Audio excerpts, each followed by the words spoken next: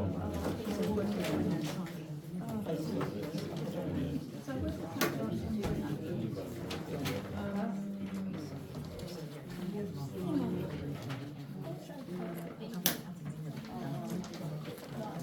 good evening ladies and gentlemen, it's 7 o'clock. I'd like to remind you this is a parish council meeting held in public, not a public meeting. Please address all your comments that you have from the council to the council members. First off, we'll invite members of the public if they have any questions regarding any points on the agenda. Yes, sir. Item 4, please, Code of Conduct.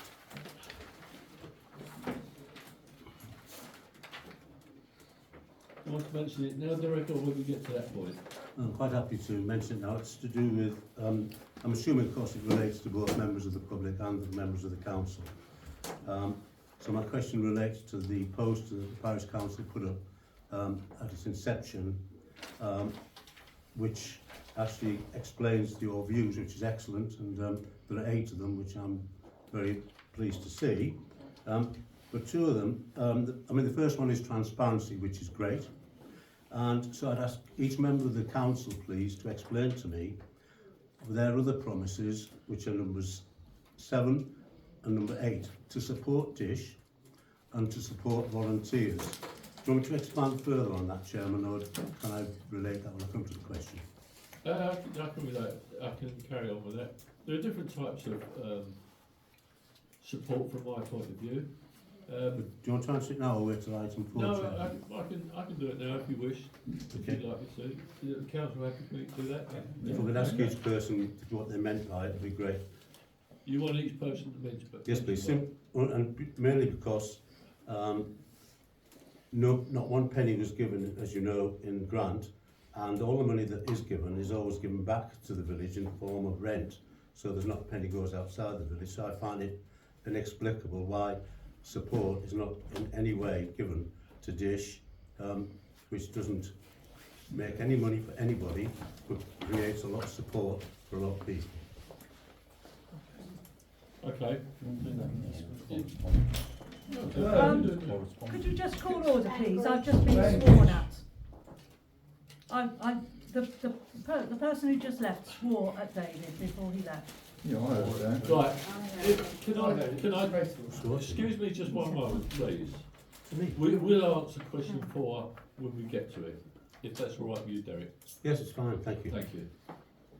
There'll be no public questions if it continues. I will close the meeting and the public will have to leave. I have the right to do that. I do not wish to do that because the members of the public have the right to hear any questions from anybody. There is nothing wrong with any question from anybody. I can't deal with any comments that any of the public make to any of the other public, as far as I'm concerned, because this is a parish council meeting and I deal with a parish council meeting only. Right, any other questions? Yes, sir. It's related to item 10, which is the tennis court access. I'm secretary of the committee and got the chair, other members of the committee here as well. We just really to make a comment that we know you considered improving the access. We know we've seen the reports associated with it. Just to say that we really would like to get the access sorted before the winter. We know there's different solutions on the table. We're fully in support of the option 1 that was put forward in the report. We did consider the request at the last meeting to move the gate to the other end of the tennis court, but that's not really very practical and would be very expensive for us. So okay. We're very much here just to add our comments to say, you know, we'd like to push the council to make a decision and to push it forward, and that's. Can I just say, sorry, there was a proposal to move the gate to the other end. That's right. But if you can imagine, and I know it quite well, as I'm sure all you do, but if you move the gate to the other end, it's still waterlogged, and we'll still be back here saying we need a pathway, you know, to get to it, because going to the other end, there's a bank around it, so it's not, the other end's almost in the same position, so it's pointless. it would be more cost. You'd simply be moving the gate, which is the cost of moving the gate, building the pathway that you're already going to build on the other side, and it'd still be wet. So it doesn't. The solution that I think you was suggested previously is by far the best one in our opinion, and I genuinely think practically it is the best one. Okay, fine, thank you. you. Yes, sir. Any other questions? Izzy? Yeah, item 8, the road safety measures. Yeah.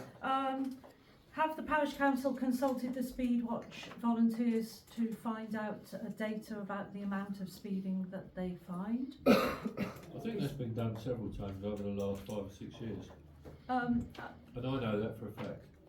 Yeah, I was meaning more recently because I think I had a conversation with Speedwatch who said that actually the level of speeding had altered over the sort of time that between the previous conversation and this one.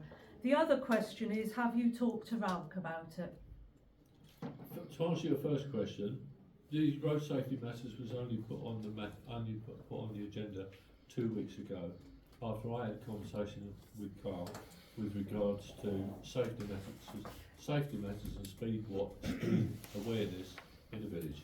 So that's the first issue. Okay. The second one is nobody's spoken to Ralph either. All right. Are you aware? Well, you are aware, Steve. I know, but are the other councillors aware that Ralph has over the last 3 or 4 years been looking at speeding within each parish council's village? And some villages bought black cats, which I know is on the agenda and is quite expensive. And I feel that discussing it with them, and in fact, if you look at Etchingham Parish Council's website, they have a very good discussion of the pros and cons of the black cat, because Keith at Ralk has an awful lot of knowledge and information about the effectiveness of various measures that other villages have put in, and if other villages have put in measures that have not proved effective, it might save Fairlight and the Parish Council and East Sussex Highways time, money, mainly money. Okay. I'm happy to talk further if you wish any more details, but Our current clerk your at Ralk rep, RFO I was going to say, I'm happy to talk to your Ralk rep about it, who may be able to work at the meeting tomorrow afternoon at Ralk. Right, our current clerk in RFO works for Icklesham on Thursday and Friday, and she is responsible for collecting the data for Ralk. We do it for the black cat. I have been at meetings where I've heard Keith speak about black cats, and as far as I'm aware, there's only one place that it's actually made a difference. And I can't remember the name, I'm sorry, I can't remember. I thought it was Catsfield, but I might be wrong. It was Catsfield, I think. It was, okay. But that's the only place that's made any difference. Apparently, the information goes to the police, and it's a bit like other people. If you don't complain about anything, nothing will ever get done. It's a matter of how much data can they get. There's nothing recorded about it. But it's on the agenda, and we'll speak about it when we get to it.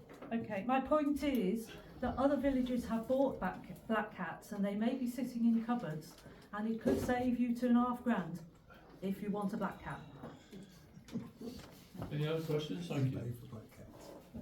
Any other questions? Local councils. Yes, I have another question. Item 15, correspondence. How do you decide which correspondence is put on the agenda, and who decides that? The clerk will decide the correspondence that goes on the agenda, as you very well know that's the way that it goes. With regards to the 2 correspondence that were actually missing from the agenda, one was it's in process, and we'll deal with it now as you raised the point. One was in progress already and is still being we're waiting for an answer, and the other one I was asked to make sure that the councillors were aware of the benefits of Dish, and when I asked would they like it read out, they said no, we just want it recorded, and it has been recorded. There are other bits of, I don't know which, the first bit, what you were relating to, the matter was still in hand, but there are, I know. The other one is, we have had a complaint about a councillor and the comments, and the reply to that is they have been asked to contact and notify to contact the monitoring officer. Okay, well, I've had 2 bits of correspondence with you, one of which I've already discussed, which is the planning meeting the last time, and the other of which concerns signatures being published on the website, which again has not been mentioned, and I'm not sure why. Would you like to deal with that or not? Well, the signatures were taken down. No, they haven't. They were still on this morning. I thought they were. I thought it was off as well. The signature, I was told the signatures would be taken down. There were some other questions which I still have outstanding, but the signatures were still there this morning. I have been a victim of signature fraud in my past life. It is a significant thing, and I don't think you've informed the people whose signatures have been leaked into the public domain that they have been. And I'm not quite sure why you said the signatures would be taken down, but that it's not a reportable, GDPR reportable thing. I spoke to the ICO and they said it's not a reportable breach. Okay. But The we signatures still, should be taken down. yeah, we as far as I was concerned, they were taken They down. haven't As been far as I'm taken aware, down. they were taken down. They will be taken down. They have not disappeared. Okay, they will be. They are still in the public domain. Yeah, which website is this on? This is on the old website, but it's still available to the public. It is available to the public, you're absolutely right, and I will make sure they're taken down. Thank you. It is serious. Any other questions? Okay, we'll continue. To receive the reports and ask questions of the county council, yeah, we will receive reports from the county officers. Andrew, first? Well, Sorry, just, Carl, have you got to get away? No. Okay. Patient. Oh, Okay, thank you. Well, I've submitted a written report, so I wouldn't delay things long. I give an update on the restructuring of local councils. Not all that much has changed since the last time I spoke on that. Things are progressing steadily towards making a fuller submission to ministers in September. I've also, the Planning and Infrastructure Bill is at its committee stage at the House of Commons. I'm concerned about clause 46, I think it is, yes, clause 46, which would give powers to ministers to make regulations providing that certain kinds of planning application, any kind of planning application that they determine, will never ever go to a planning committee and would always be decided by officers with, as far as I can see, no safeguards at all. I find that very unsatisfactory, and I have submitted written evidence to the House of Commons committee, which is considering it about now. And oh yes, and as from the 19th of May, accidents to avoiding, I shall be chair of the council of Rother, which is an honorary position. It carries no political clout whatsoever. Rather the contrary. I shall be an ex officio member of all committees except for the cabinet, and that means that I can't vote and I can't propose motions. So if there is any power attached to it, it's most definitely soft power. On the other hand, I look forward to receiving invitations from parishes, from churches, places of worship, clubs, societies and so on throughout Rother, which I will be very happy to attend and to speak if necessary, and to eat lunches, dinners and the rest if honoured. So unless there are any questions, I think that's me done. Thank you, Andrew. Obviously, around the corner, who's that? Tim? Yeah, I'm here. Go on, Tim. Firstly, I'd like to congratulate Andrew on being appointed. Oh, that's a boss. Oh, damn. Bad timing. Can I chauffeur you around? Get fired. Go to silence. Can I chauffeur you around? Answer it and shut them off. Stop. Diana. Okay. Apologies for that. Anyway, congratulations to Andrew on Councillor Mayor, I should say, on being the chair for Rotherham District Council for this year, and I'm sure he'll do a sterling job. And it's always good serving alongside him, and I'm sure he'd be a great chair. In terms of the devolution thing, it seems to be quite a settled matter that the 3 branches of the unitary will become the combined authority.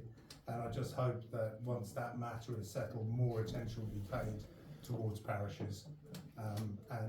Maybe they increase in size, maybe they increase in power, maybe they should deal with potholes, who knows? I mean, I think it's a big open, field, and I think it's worthy of a lot of thinking anyway, and consideration.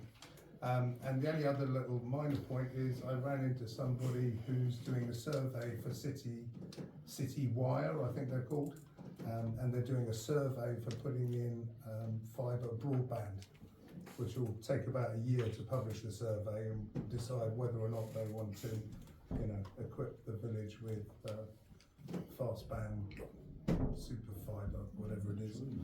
So anyway. Yeah, I thought Truly was doing that. Well, they are on the back of the BT ones, but this is like a parallel assessment going in. Because I did tell them, I said, Thule's doing this, but Thule are piggybacking, when I spoke to Thule, they said they're piggybacking the existing BT structures, infrastructure, is that right word? Yeah. All right. So this is a sort of a parallel assessment going on. I don't know where it's leading, just a bit of information I picked up en route. Okay, thank you. Carl. Thank you very much. Do you want me to talk about agenda item 8 now, or save it for agenda item 8? Your chairman. Quite happy to take it 8 if you're not going to run away. Yeah, okay. I didn't mean to run away. No. That's a brilliant. Go on then. Was there anything else?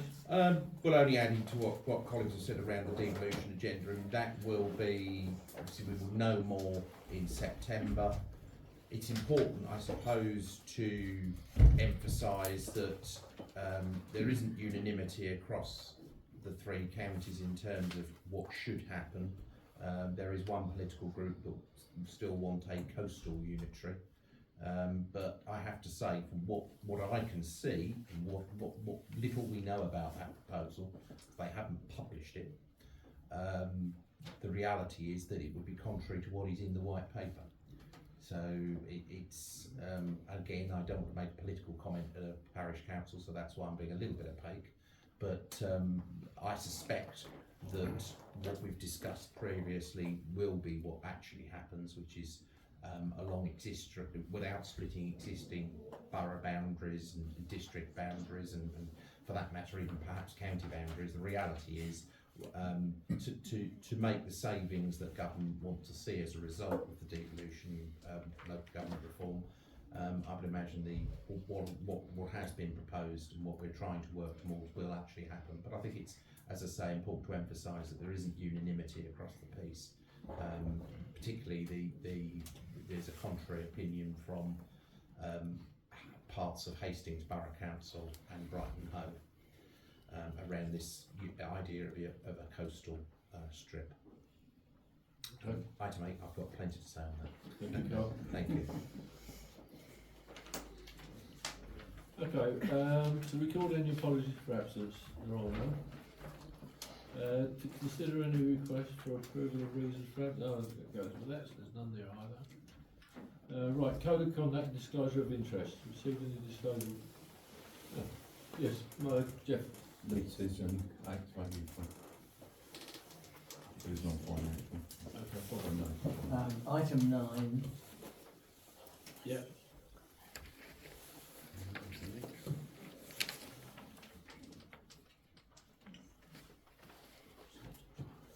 Okay, fine. Anybody else? Item 10. You need Dominic to leave the room. Yeah. Yeah. We need you to leave the room for that.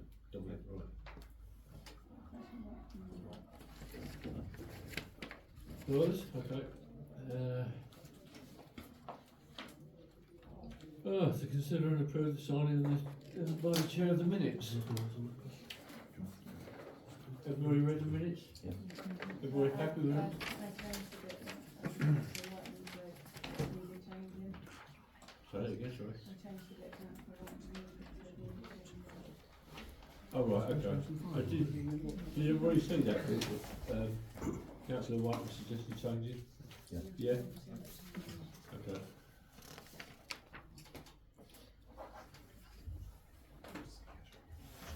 Chair, you haven't answered my question to item 4 yet. Can you go on to item 5? I don't want to get mixed up, please. Oh, yes, you're right, Derek. My apologies. I will stop there. Okay.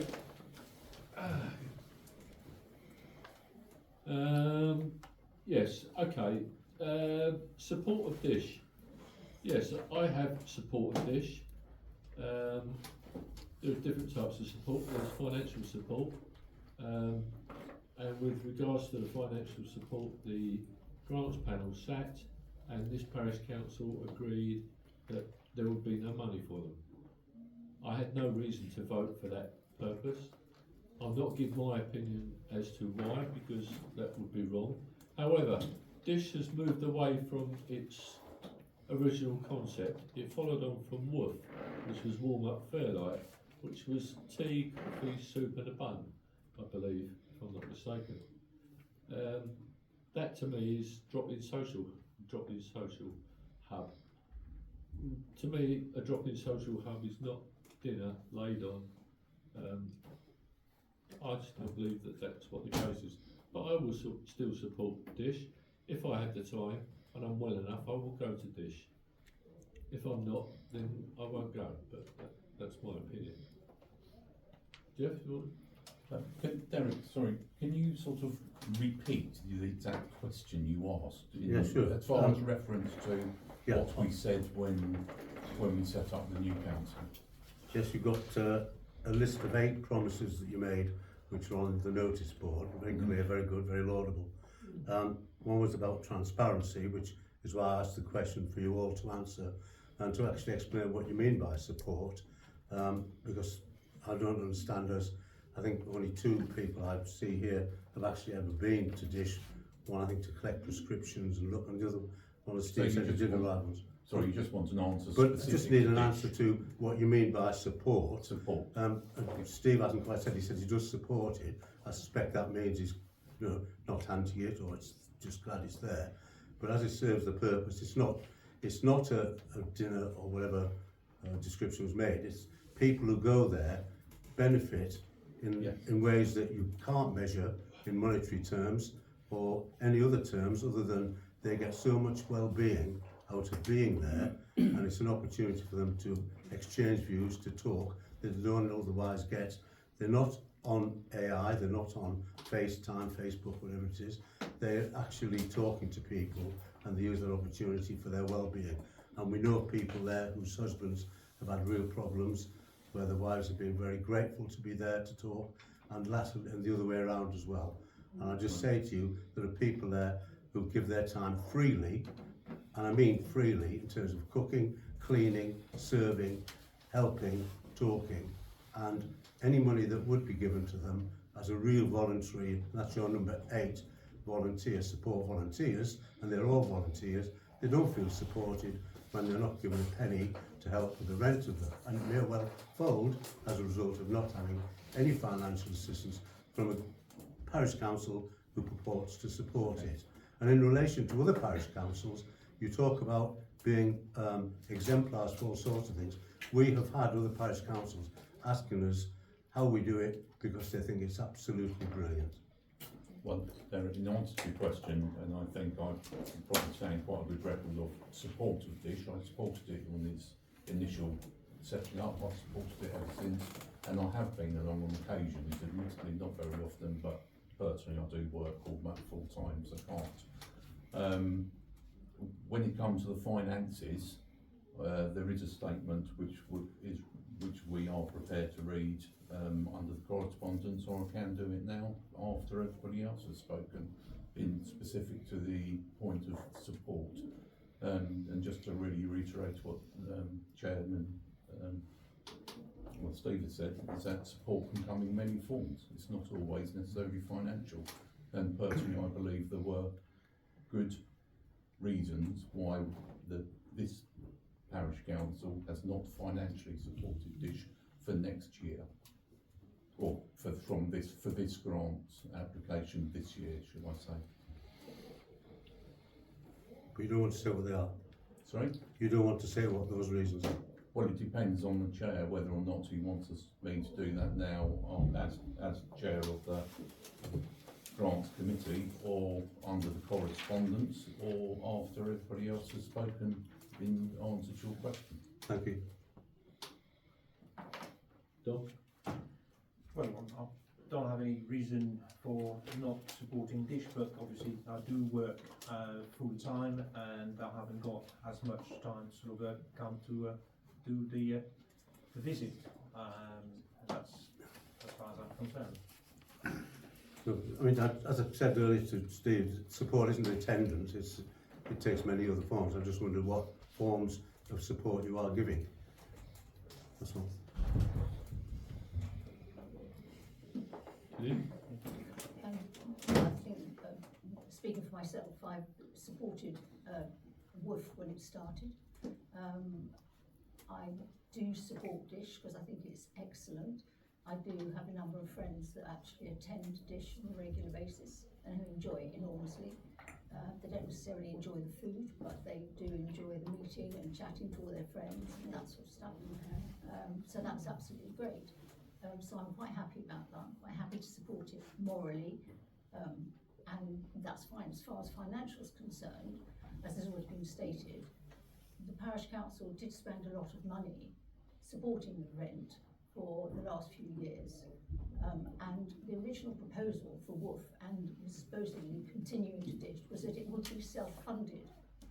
So I fail to see why it still needs the support of the parish council when it's attended by apparently by 40 plus people each week.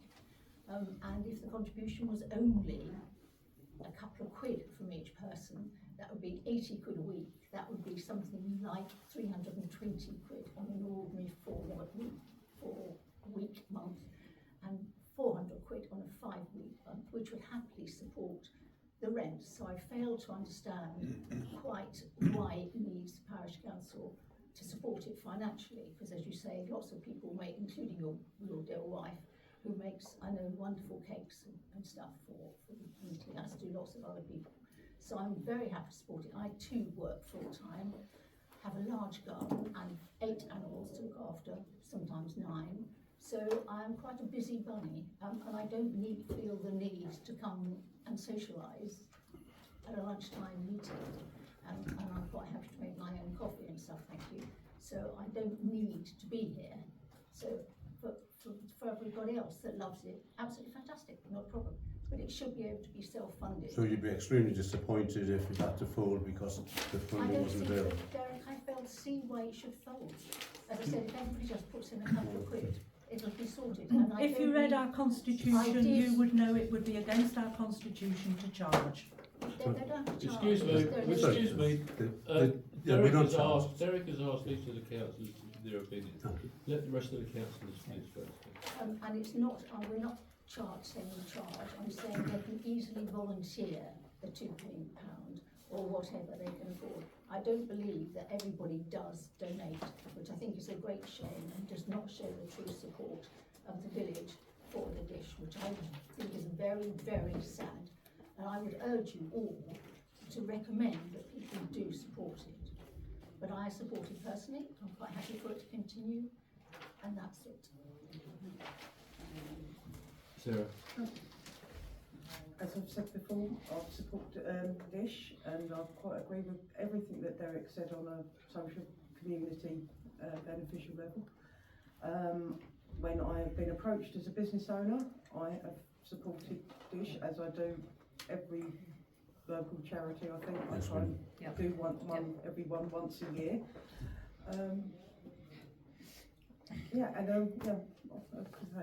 As business owner, I can't personally attend because I'm elsewhere. Thank you. Yeah, I mean, support doesn't mean that, as you say, you don't need to attend. I mean, I support Manchester United, but I've never been to a game, but I still support. And I feel the same with Dish. It's a great idea. Yes, it is. It's a relevant question, isn't it? Because you support something doesn't mean you need to attend. I support Dish, and I think it's a great idea, and it will continue, no doubt. Michael? Thank you. As both Chair and Vice Chair have said, circumstances have changed and the functioning of Dish has changed, as far as I'm aware. I recall a meeting last autumn when the Residents Association kindly took on the overseeing, if you like, of Dish. And at that time, it was stated quite clearly that we would support them, as we have done generously over the years, until the end of last financial year. And my personal feeling is that Dish needs to change and to recognise the fact that it's become a social hub and it should be self-supporting. And I also believe that grants should not be used towards the running costs as such, the day-to-day costs, but grants should be used for enhancements to whatever that particular organisation deals with. I've had my say on this before. I feel quite strongly about the way the village should develop, and I see no reason to change any of that. Thank you, Mike. Yeah, I agree with much of what everybody said, but in the future things might change and funding can be given again, but as I said, it highly depends on how it progresses. Okay, Dave. Derek, anything else? Just to say that you seem to be referring back to Woof, and if I could just say that the whole development of Woof into Dish occurred because of the need that was obviously seen as a result of people coming into the cold to keep out, when we had two venues at that time, and it then became much more relevant to those people who needed the social contact. And what I can say is I'm very disappointed that support is in the same way that you give to Manchester United, i.e. no actual involvement, no actual giving of anything. And I just feel that those people who are at the moment giving up incredible amounts of time and energy to work and help those people in the village, that it will go. And you say that the money may well be given by volunteers. It's a great shame that that has to be the case, that it has to be seen, that for them to be giving money to make sure that other people can get something out of a situation that would not be there if it wasn't for Dish. So I'm really sorry. But thank you for your time. Can I just remind you that the parish council are responsible for the funds kept that belong to the residents of this village. Yeah? We look after the funds for this village. If I'm not mistaken, come December, the rest of the parish council agreed to fund and pay for the hire of the hall right the way round to the 31st of March. That means everybody in this village has paid something towards the running of Dish. Everybody. Exactly. And Dish is open to anyone in the village. Dish is open. Yeah. Dish is an acronym which stands for Drop In Social Hub. Exactly. And the money that you say, Steve, that you give does actually go straight back into the village in the form of rent in the village hall, which helps to maintain this. And to say that the amount of money given would cover that rent, if Dish was not there, then you'd have to find something like £2,000 to help maintain this village hall, because that would be another, it would not be replaced on a Monday afternoon. Okay. Anyway, that's something I hope that does not happen. I'm just very sorry that the support is only tacit. Yeah. Correspondence. That's what it should be done. Yeah. Right, the chair of the grants committee has said that he will cover the rest of the comments in correspondence when we get to it. Okay. Thank you, yes. In terms of support, Chair, I do apologise, but I do have to go now, which is why I'm glad you let me have the item under item 4 rather than wait till later. That's fine, Derek. So thank you. Okay. Go back to signing the minutes.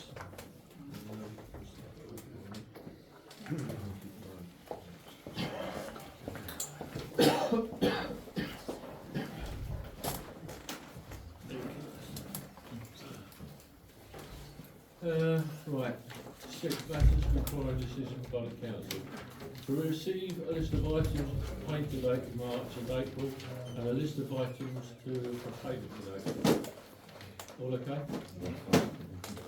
Sorry, can I just add that there is the list of items to be paid, £40 for Councillor Cook's planning training, and also the, £783.66, which is for the renewal of the insurance. We're in a long-term agreement, so we can't until 2026. So, and that's including the cover of the war memorial, which I think is about £62. That's for the year. It's come down since last I year. off the top of my head, I can't remember. But And that's due in April, is it? next month, it runs out next month. Right, is it? Okay. That's the zero. Right, we're still all in agreement. Is that okay? Yes. Okay. You've seen the receipts and payments reports? Yes. Yeah, okay. To approve the March reconciliation? I haven't seen that. Do you want to sign that? I think we signed it. Did I? I think Jeff signed it with. Oh, it's up Jeff and there. John That's signed it. it, Right. yeah.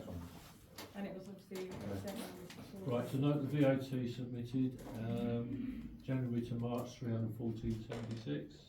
Yep.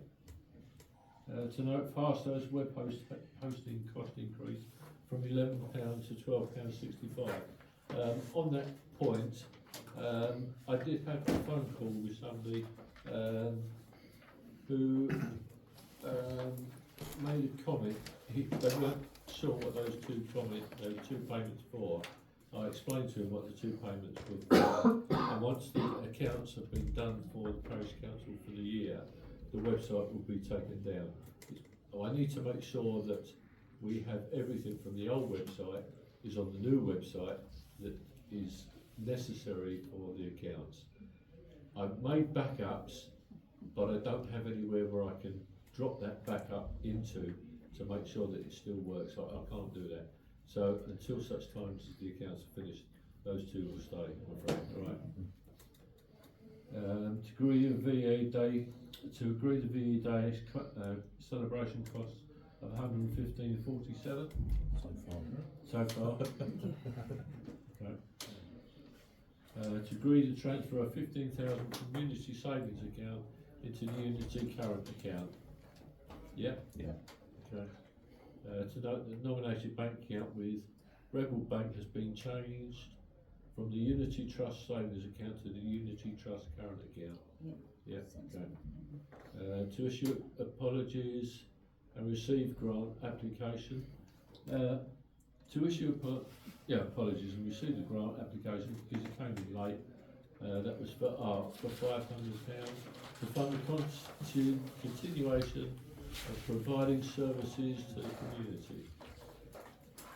Council happy with that? Or no, I'm not particularly happy with it. I think in view of our overall grant situation this year, where this would actually top it to more than twice the amount of the budget and in line with cuts we've made to other groups, my personal preference would be to only award 250. Do you agree? Yeah. Would council agree with that? 250?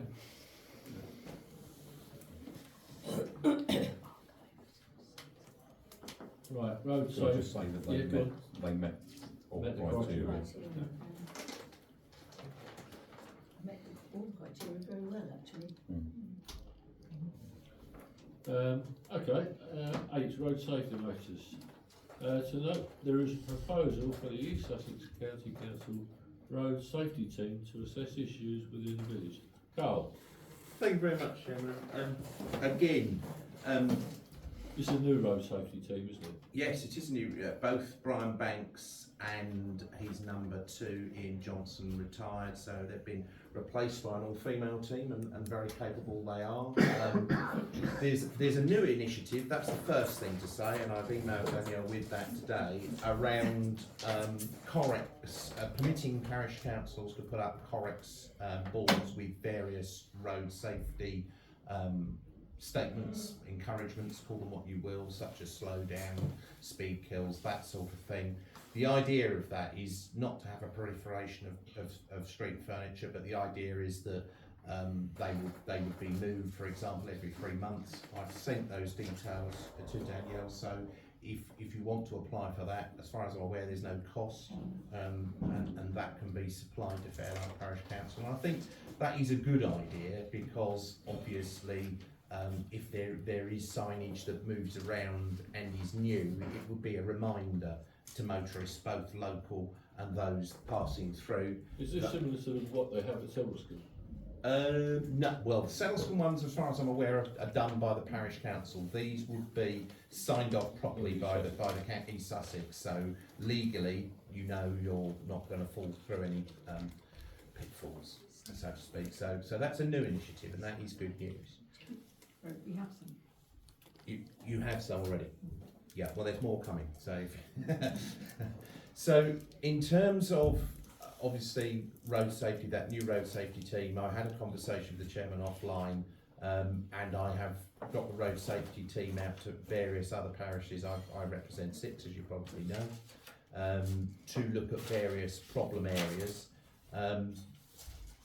In the short to medium term, that could, for example, mean that we look at signage, because over time signage doesn't get replaced as regularly perhaps as people would like, or if there is an area particularly within the village that you think there is a particular issue, we can look at signage. We've done it before. I've done that with Jeff, and I've done that with Izzy. We've had different teams out. We've referred back to the road safety team. It's something that we have looked at before, but not focused upon that. And I think clearly, if there are particular roads within Fairlight that you think want looking at, that would be really useful to focus the attention. I do, however, want to cover off the issue around reduction in speed limits as a blanket idea, because I need to be really upfront with you that the professional opinion would be, and in fact in terms of actually enacting it, that sort of blanket lowering of speed limits could be enforced within a town. It could be suitable within a town where you've got traffic calming schemes that go in at considerable expense. But where you're looking at a rural area, and I'm sure that you won't mind me saying this, in terms of anecdotally, when you talk to people within rural areas, what you don't want is a creeping urbanisation. You know, people aren't normally in favour of a proliferation of street furniture, narrowing, speed humps, etc. And they're also, to actually do that, physical engineering measures, you're looking at considerable expense.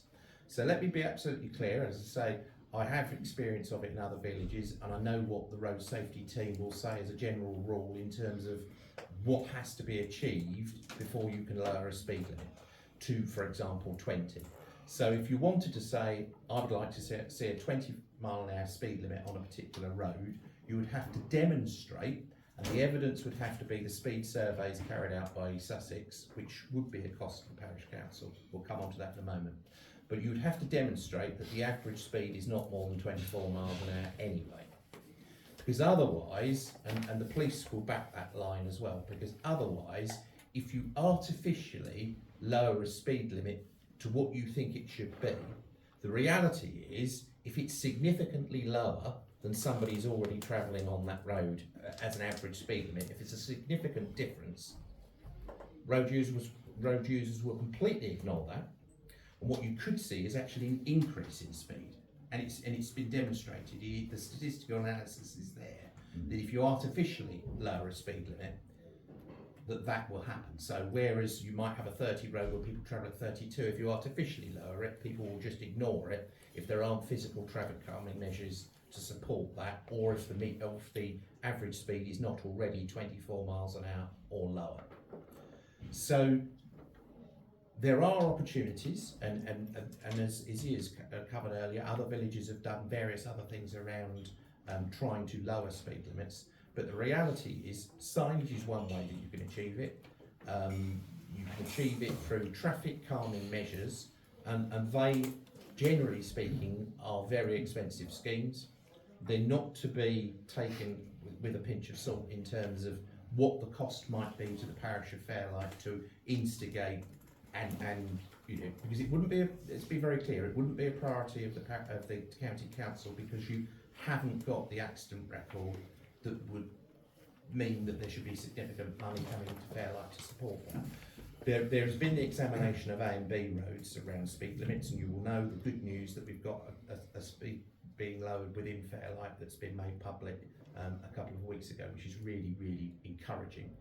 But in terms of the minor roads in Fairlight, what we can do and what we should do, in my view, and I've had a chat with the team, they are quite happy to come out to Fairlight, but in order to make it worth doing for all of us, is to focus that examination on particular roads where you think there is a problem.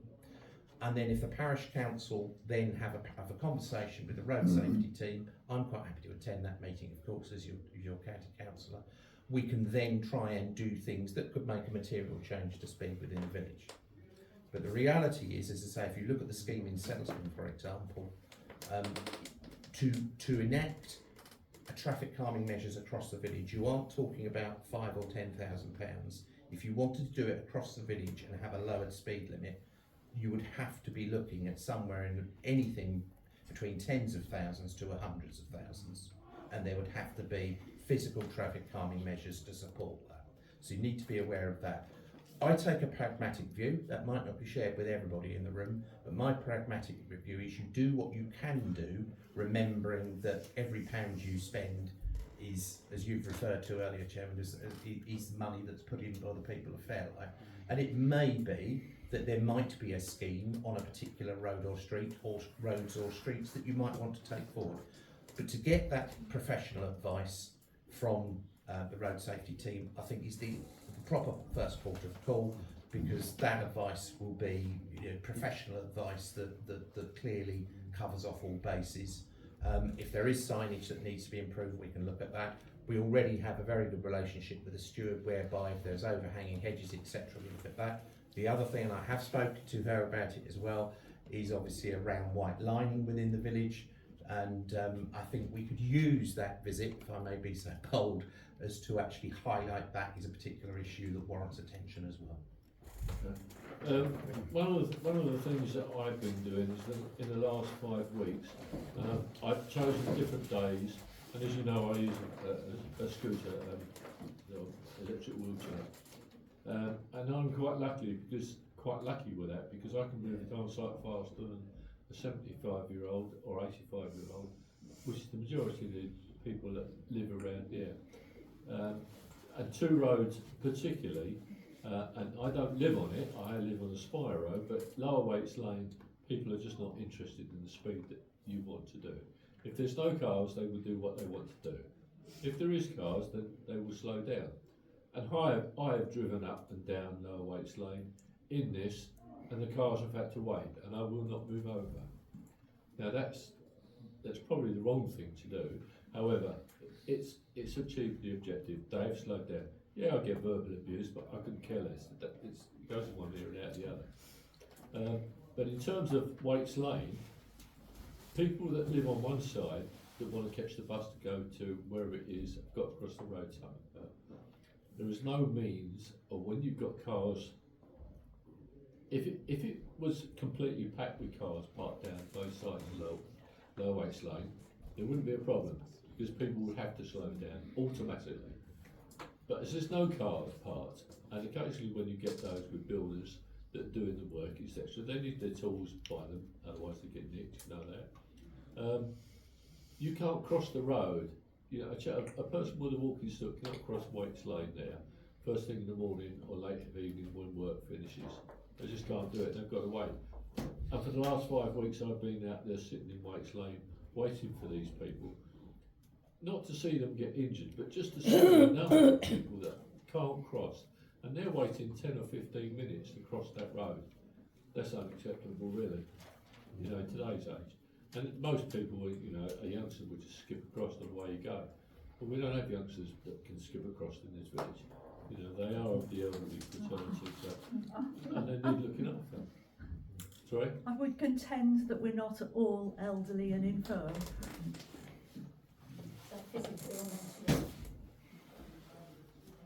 That's sorry. That was just my bit.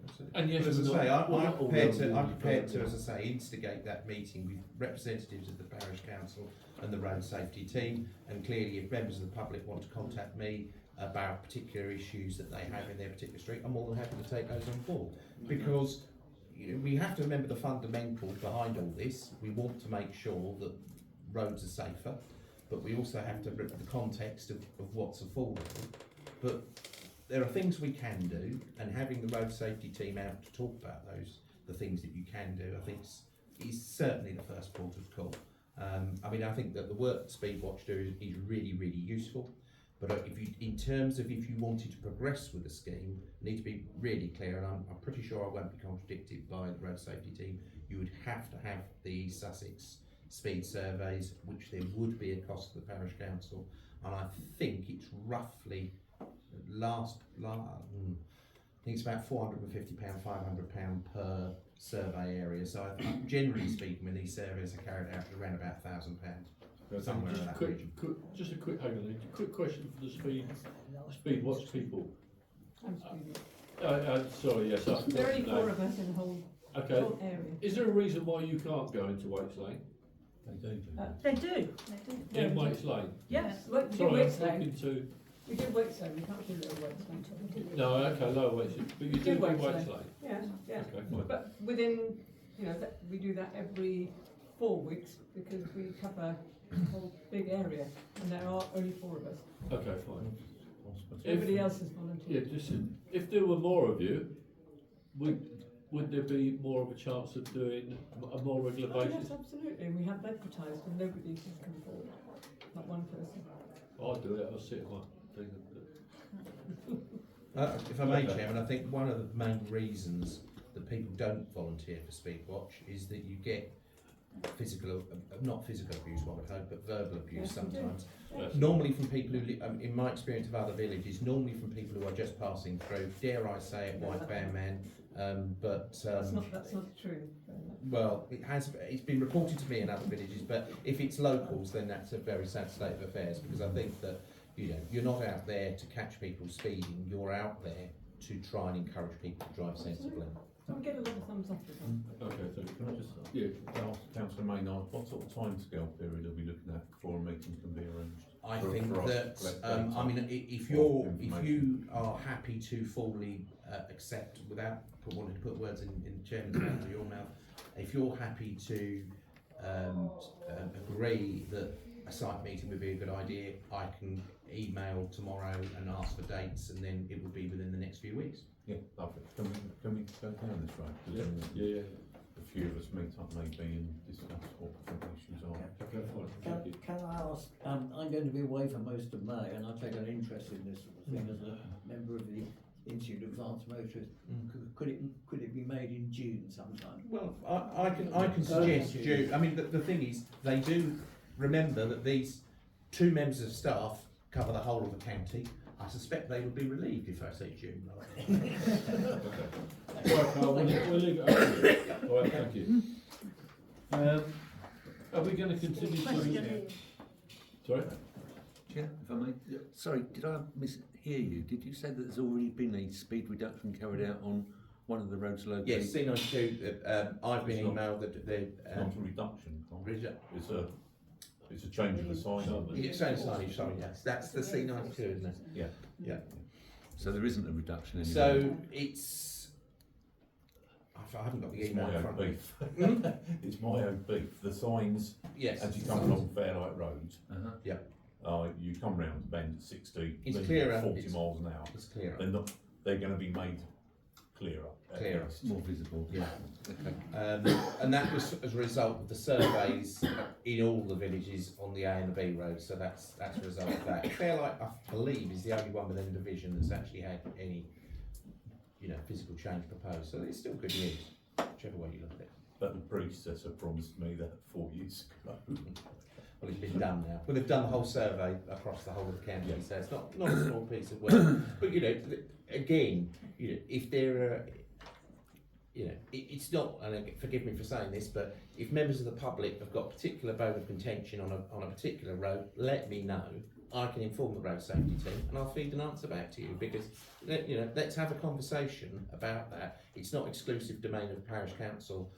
It is as your county councillor, if a resident brings me an issue, I will get an answer on that issue. It might not be the answer you want, but I'll get the answer for you. And the reality is, as I'm sure we've got current councillors and previous councillors sitting in the audience. The reality is that road safety team have the professional expertise to give an answer. And as a county councillor, what I always say to them, if we can't do that, what can we do? And we normally get some progress. Come on, very quickly, because we're going to discuss it hopefully we're going to discuss it. What's happened to the information? How effective is it, or what can you do with the information from a black cat?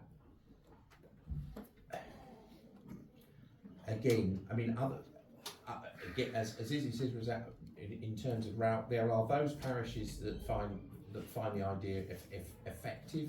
But the reality is, in terms of if you want to focus on a particular road, in terms of giving the exact information that the county need in terms of this is what the speeds are, as far as I'm aware, and again, I'm not the expert, so that's maybe a question for the road safety team, but as far as I'm aware, in terms of absolute accurate information, that as far as I'm aware, that can only be provided by the proper, where they put the thing in the road and get the speed there. But the black cat, I mean, they're effective, and I know that different parish councils use them. But in terms of how that information can be used, I'm not entirely clear, and I'll be completely upfront with you on that. And I think that's a question for the road safety team. Well, thank you. Chair, can I ask Carl a question? Carl, one thing I wonder about is that lower lanes have been obviously mentioned because it's a major issue. Is it still the same? Is it still Balfour Beatty, the people that are managing the speed? Right. So the lady that was the speed watch lady, she's still one of the key. I would think so. Though there have been some personnel changes. Yes, she's still there, and yes, but there have been, and there will continue to be some changes within the department. We've got a new head of highways. Now replaced Dale Paul, who retired after about 30 years. But again, in terms of staff, the point that was made earlier about being a new team, the road safety team, they will have fresh ideas. Yes, we've lost a lot of experience with Brian Batson, Ian Johnson going, but when you get a fresh team, you always get fresh ideas. And I think there's an opportunity there as well. Okay, and although some of the roads are obviously not formally adopted, so they're unadopted roads. Well, that's the issue. I mean, as far as I'm, again, and this is where, and I'm aware that there are villages that with very strong opinions on this, and as somebody who declaring interest, I live in an unadopted road, I'm still not particularly clear on, as far as I'm aware, speed limits are unenforceable, but then you've got this business of highway safety, which they can have an input on when it's a public right of way. Rather than a closed private road. There is a difference between the two. But they haven't got the responsibility of maintenance and the speed limits that are unenforceable. And that's the other thing I suppose I should say is, and the one thing you have to come away from any meeting with highways is, and it always rings in my ears, and the police will say this because they will, wouldn't they? And you'll perhaps laugh when I say it, but the speed limit needs to be self-enforcing because you're not going to have police come out and enforce speed limits in Fairlight. They have other priorities, but if you look at the number of traffic police you see now, again, anecdotally, I think they've decreased in number anyway. But so, you know, I mean, in other parishes, I mean, I will say this, I mean, you haven't got as a difficult nut to crack as other parishes, because you've got places like Udimore where they have a noise nuisance as well as a speed nuisance. And the police used to be really, and it's a major bone of contention for me, because I find it quite frustrating, because for those of you who had motorcycles will remember that when you used to get stopped by traffic years ago, if you hadn't got a silencer, you got a ticket. Every other motorcycle is de-restricted, hasn't got a silencer, and you see them go past police cars, and that's something they should be enforcing, because a noise nuisance, you see, is as big a nuisance as a speed nuisance, and it also will, the point you made, and I think it's an important point to make, if you've got a noisy bike coming along, they will frighten somebody enough to make them fall over with the sheer decibel level of some of these high-speed bikes. But I think you have to presume that they need to be self-enforcing, because I think you have to be brutally realistic that unless there is a road where you've got serial speeders on that the police can catch, the reality is, aside from one assisting speed watch on occasion, you're very, very unlikely to get any form of enforcement in Fairlight. And the context of what we're trying to do needs to be seen in that honest context of the fact that they need to be self-enforcing. Okay, thank you. Right, 8B, do we need to consider CAT, or does one of the councillors want to take on board and find out more about CAT and the way that it's used? You? I think you do need to know a bit more about it, and to take advice from the experts, as Carl has just said. Okay. But the clerk on RFO works at Icklesham, where they use CAT, the black cat, don't they? Yeah. Is it? Would you like to talk to somebody at Icklesham? Do you want to do it? By all means, if I will know who to speak to for a start.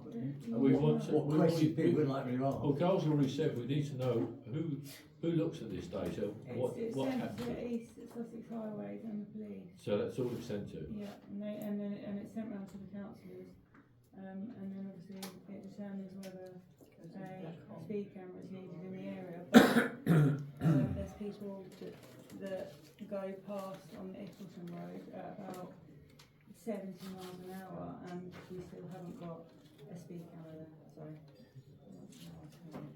there.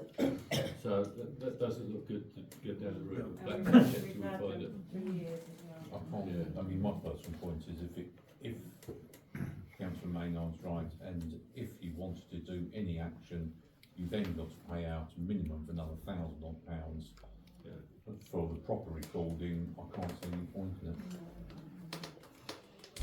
I think there are things we can do, as I say, and I think getting the road safety team out with, I mean, again, it might not be qualitative evidence, but if we've got anecdotal evidence from residents that are concerned about particular roads, I think that's helpful to inform that discussion.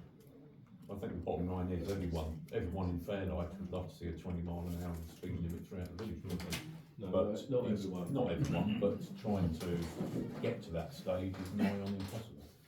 Well, you'd be looking, let's be blunt, to get 20 mile an hour throughout the whole of Fairlight. You wouldn't, because you've got unadopted roads. Yeah. That's the first thing to say. The second thing to say, you could be looking at engineering measures, and to do the whole of the village, I don't know.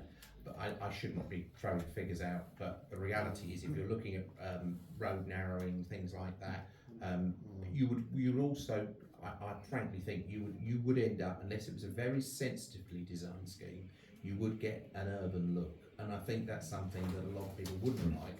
But there are things you can do, and there may be specific roads that warrant some intervention, and that's something that the road safety team can give you advice on. Okay, thank you. And I'll obviously back you in it, because I think that if there are issues, problem areas, we need to look at those. Okay, And certainly West Hazel. Right, I think we'll wait for Carl to come back with a time when we can meet with the road safety people, and we'll raise the black cat issue with them rather than sit and talk about it. Yeah. Okay. Number 9, Knollwood volunteers. To discuss the recent incident in Knollwood and discuss and agree on processes going forward. I think we need terms of reference for the volunteers working in Knollwood. You let me know when you finish. No, Yeah, You don't need to leave. don't worry about it. I think we need to have terms of reference yeah. for people, the volunteers working in Knollwood, yeah, particularly with regards to bonfires, the same as Carley School. Yeah, we need to have the terms of reference. Can I make a point? Can I say that I don't think that the volunteers should go back into the wood until those terms of reference are done? What do you mean by terms of reference?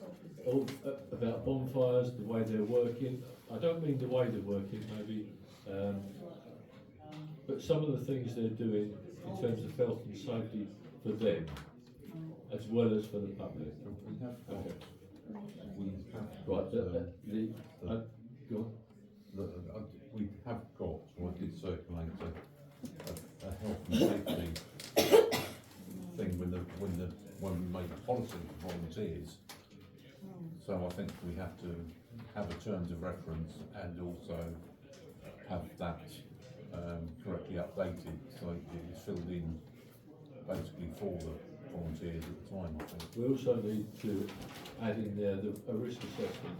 Yes, well, that's what's meant, sorry, risk assessment. There is a things to cover, distance between the spectators and the possible fire that you have in there. I mean, they burn the rubbish on there. Sometimes on a Tuesday and sometimes not on a Tuesday. But how do you plan on putting the fire out? You know, that's known to them, but it's not known generally. I think we need to make sure that we don't want to stop Carley School, but Carley School can't have a bonfire until such time as You need to have a meeting with you. Huh? I don't know what Carley School does. I can verify that. Well, I thought they did. Perhaps they don't. Because I thought they had the mushroom, not mushroom, but the marshmallows. Marshmallows. Okay. Can we make sure that Carley's don't have a bonfire? Shall we have a meeting with the volunteers? We can do, yeah. Yeah. Because there are other things that we need to add to that as well when volunteers are working on the benches, which are here. Sorry, Ian, I've just remembered you wanted to say something. Well, it was an idea for Cole. Okay, let me know after the meeting. Yeah, Make okay. sure he gets it back. Okay. Right, sorry about that. My apologies. Okay. So no working in the woods until the terms of reference with the what we just said, risk assessment stuff. Okay. I think they need to do a risk assessment every time they have a fire. Right. I don't want to put the volunteers off from working in the woods, because sometimes I think that a lot of the time they're doing a lot of good, they're clearing the rubbish away. So it would be easier for them, don't have a bonfire, until we had a terms of reference or a risk assessment, and then the risk assessment is against the fire only. Can we do that? I need to check with the insurance, because it might invalidate the insurance if you don't get a risk assessment. It should be a basic risk assessment for their work. Yeah, but they'll need to fill it out and then send it to me, so we've got obviously a record of it.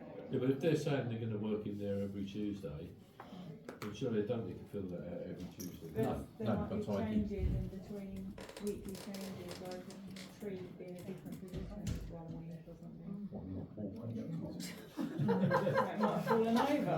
Oh, right. And like the weather conditions change and stuff like Right, that. come back to, until such a point. The blanket risk assessment are set up. Yeah. Okay, that's fine. Yeah, Chair. Yes. Yeah, I mean, I don't know whether they do have a bonfire or not, but obviously it's not a domestic bonfire. It's more of on a commercial basis, I would have thought. Now, whether that's appropriate, I don't know.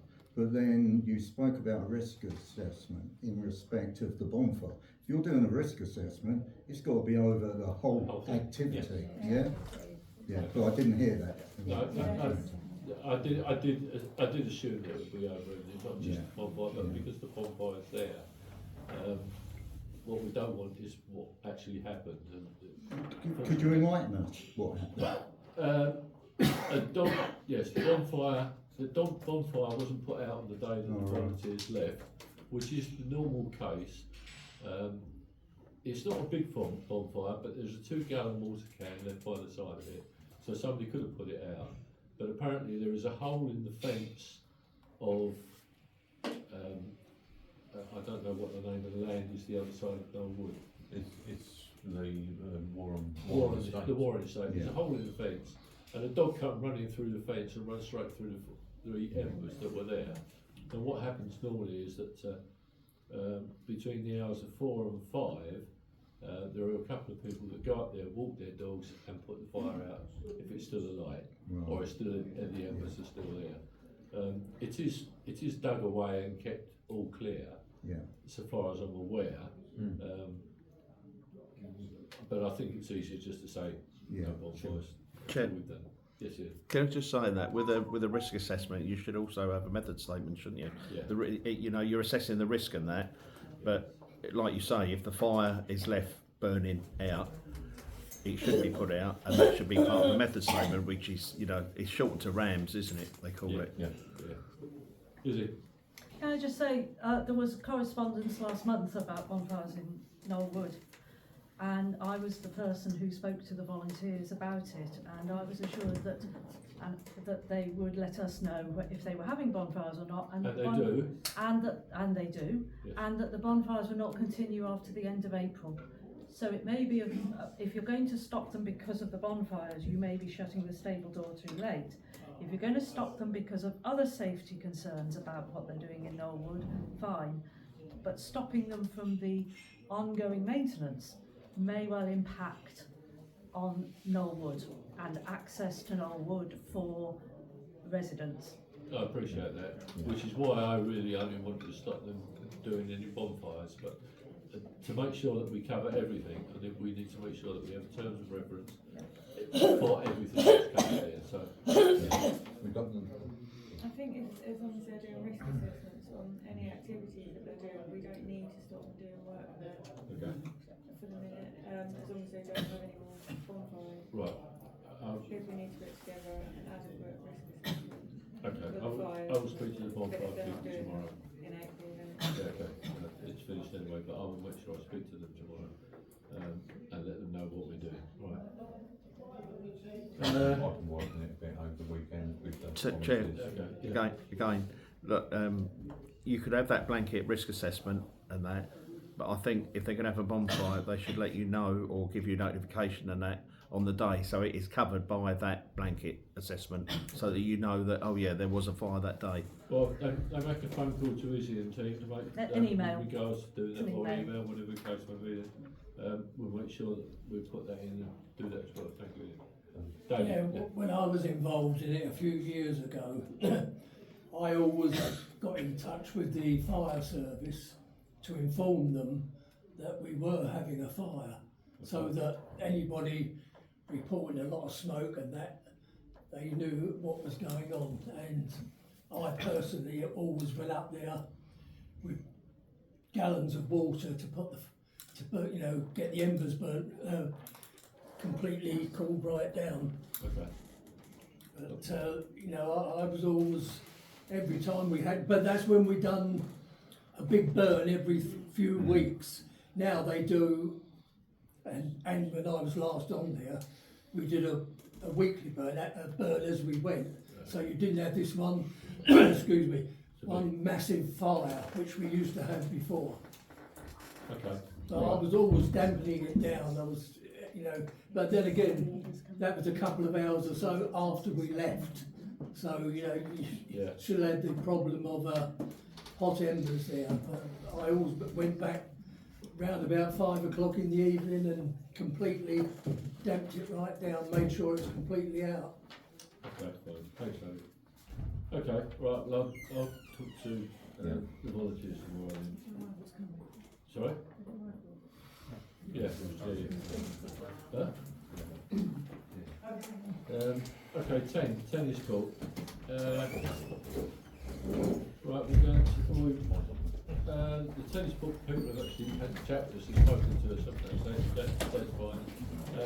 To consider the following quotations. Option 1, you've got them in front of you. To clear a new parkway through the bushes, grade with the digger and lay bark chippings, or type 1, the pathway will start to the left of the tree, or option 2, set edging an existing path and fill with bark chippings, type 1. It's time we've got on and done something. I totally agree, it's time we got on and make a decision, but I have to still say my personal option is for option 2 because of the way the path is not just used by the tennis court people, but also used by other walkers from one entrance to another entrance into the woods.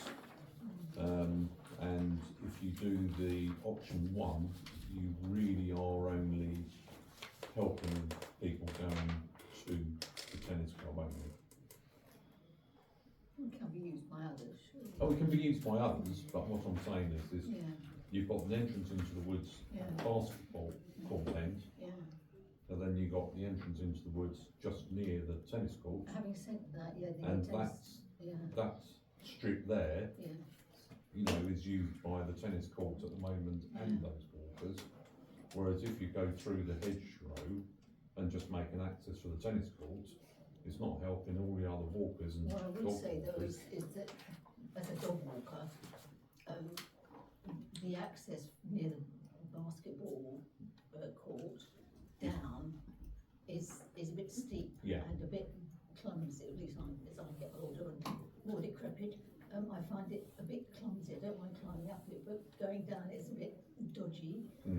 Whereas if you're going by the tennis court access into the woods, that's cool. Yeah. That's okay.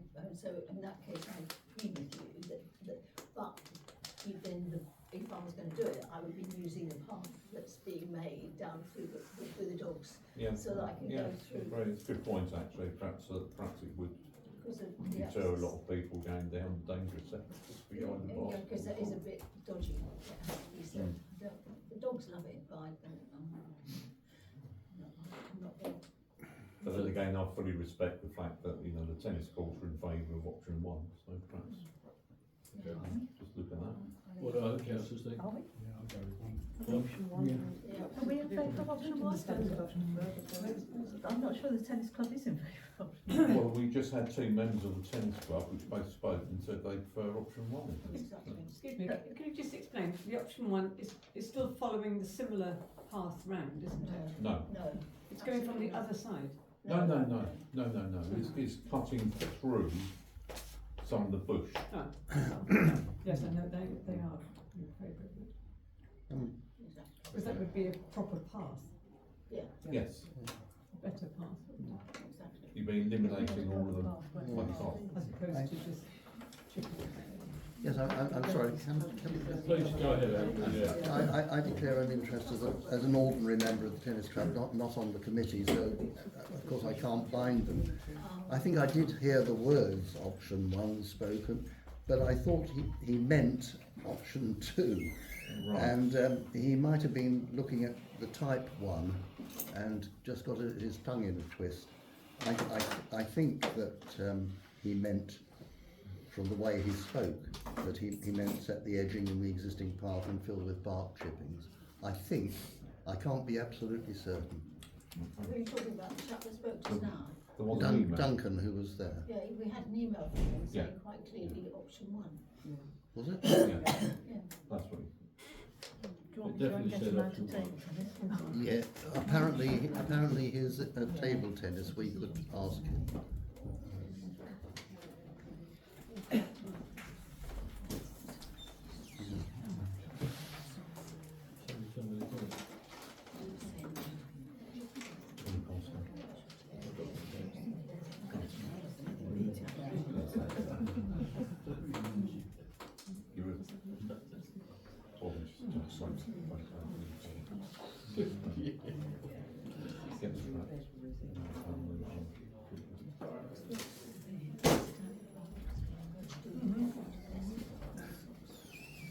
What's on the table?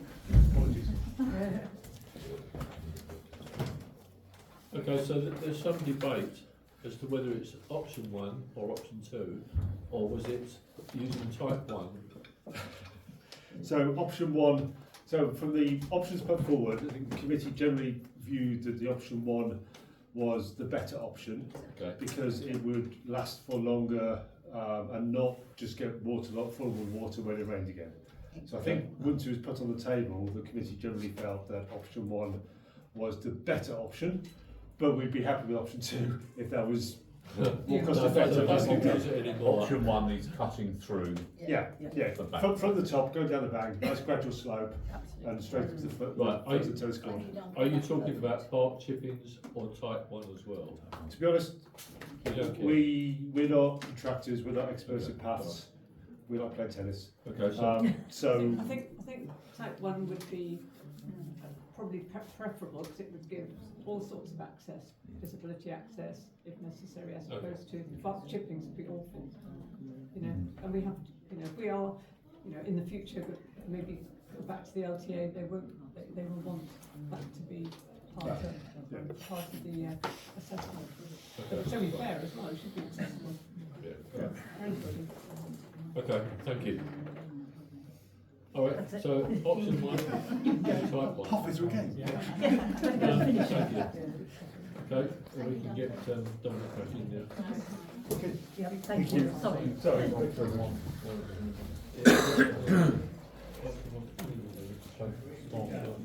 And they park chipping or type 1. Right, just that one. Which contract? Yes. Sky servicing. Oh, we've got both of those, right? Good.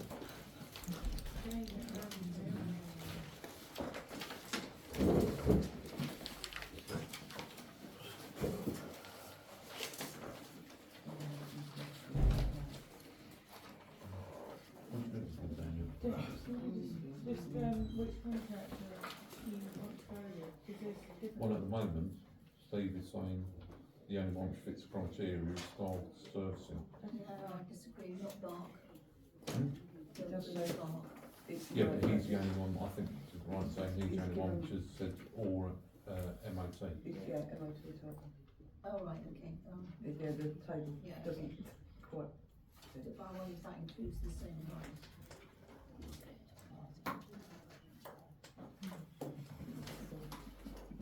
There's not a lot. We need to clarify that. Star, I think you could. Star Yeah, surfacing? Star surfacing, yeah? Start with type one. And type 1.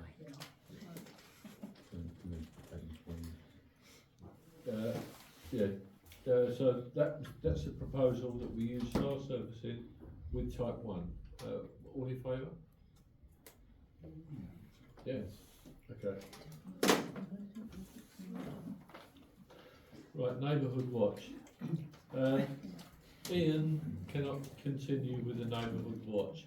He's got quite a lot of work on over the next year and a half, 2 years, yeah, that first time. And he would like someone, he thinks it might be parish council work to take it on.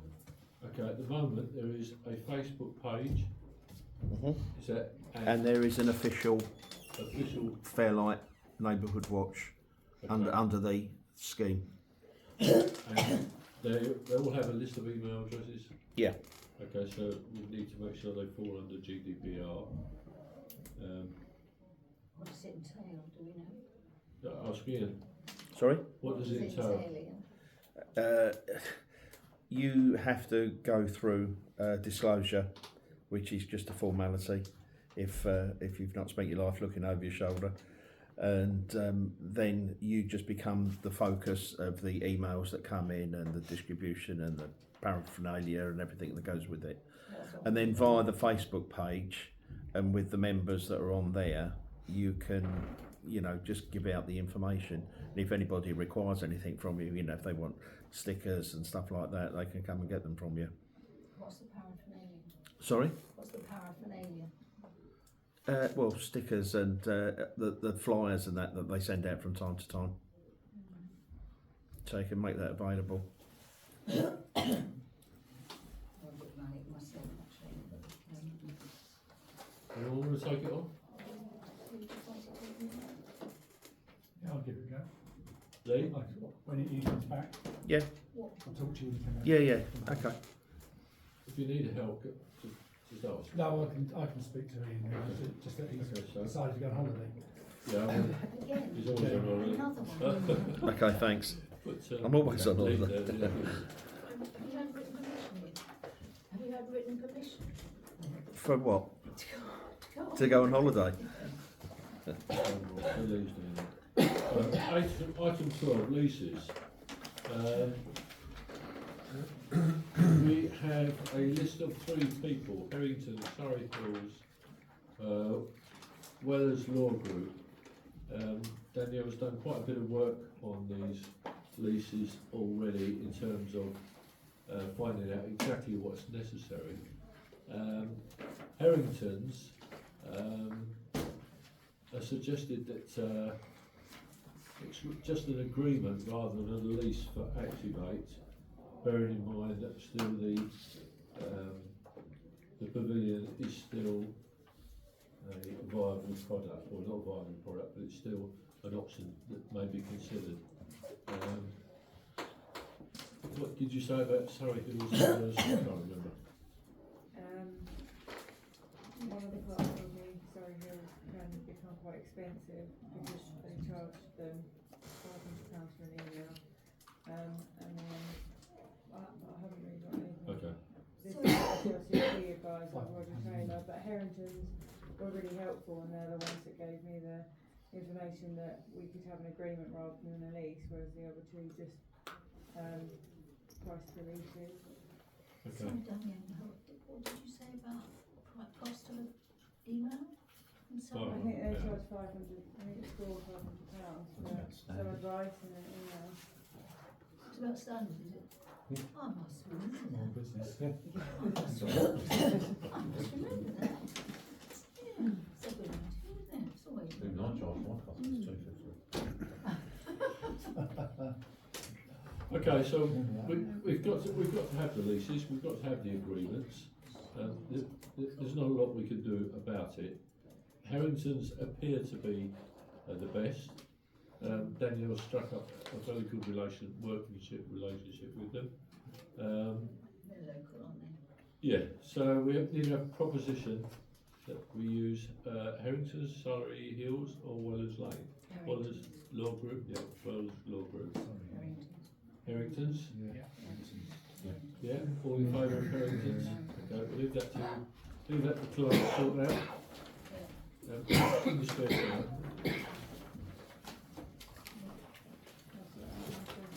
Yeah, in the spare time. I can't charge you.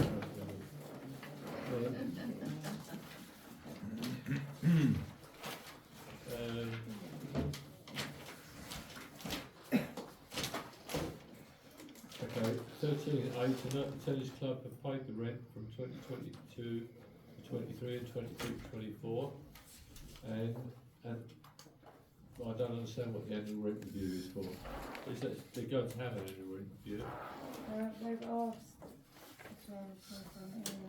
they asked about when we have an annual rent review, whether or not we can it's around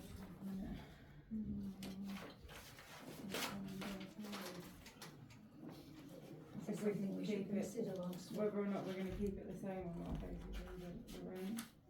Is that something that Harrington's can advise on when they do the lease? It should be kept out of the leases, shouldn't it? Yeah. Well, it has to be kept in the lease, right? There is a normal rent fee in it. And whether or not it needs to be regular. What's the request that we keep it the same if we have an annual review? Because we don't. In all of my time, 16 meetings, and as well as being a councillor, there's only ever been one review. I think it's at 70 at the moment. Yeah, 75. Oh, tennis clubs. we'd be grateful if you could agree to an annual rent review as follows. The rent will not increase by any more than the published Consumer Prices Index announced in the month prior to the issue of the invoice. That's what they're asking. That should be in the lease. That should Be in the lease. Yeah. Okay. Well, I'll see them a bit further in line Yeah, when you do the list. okay.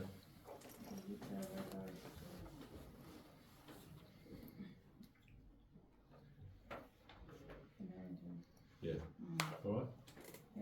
Okay, right, for information, 14, the annual parish meeting will be held on the 9th of May. This will, I did have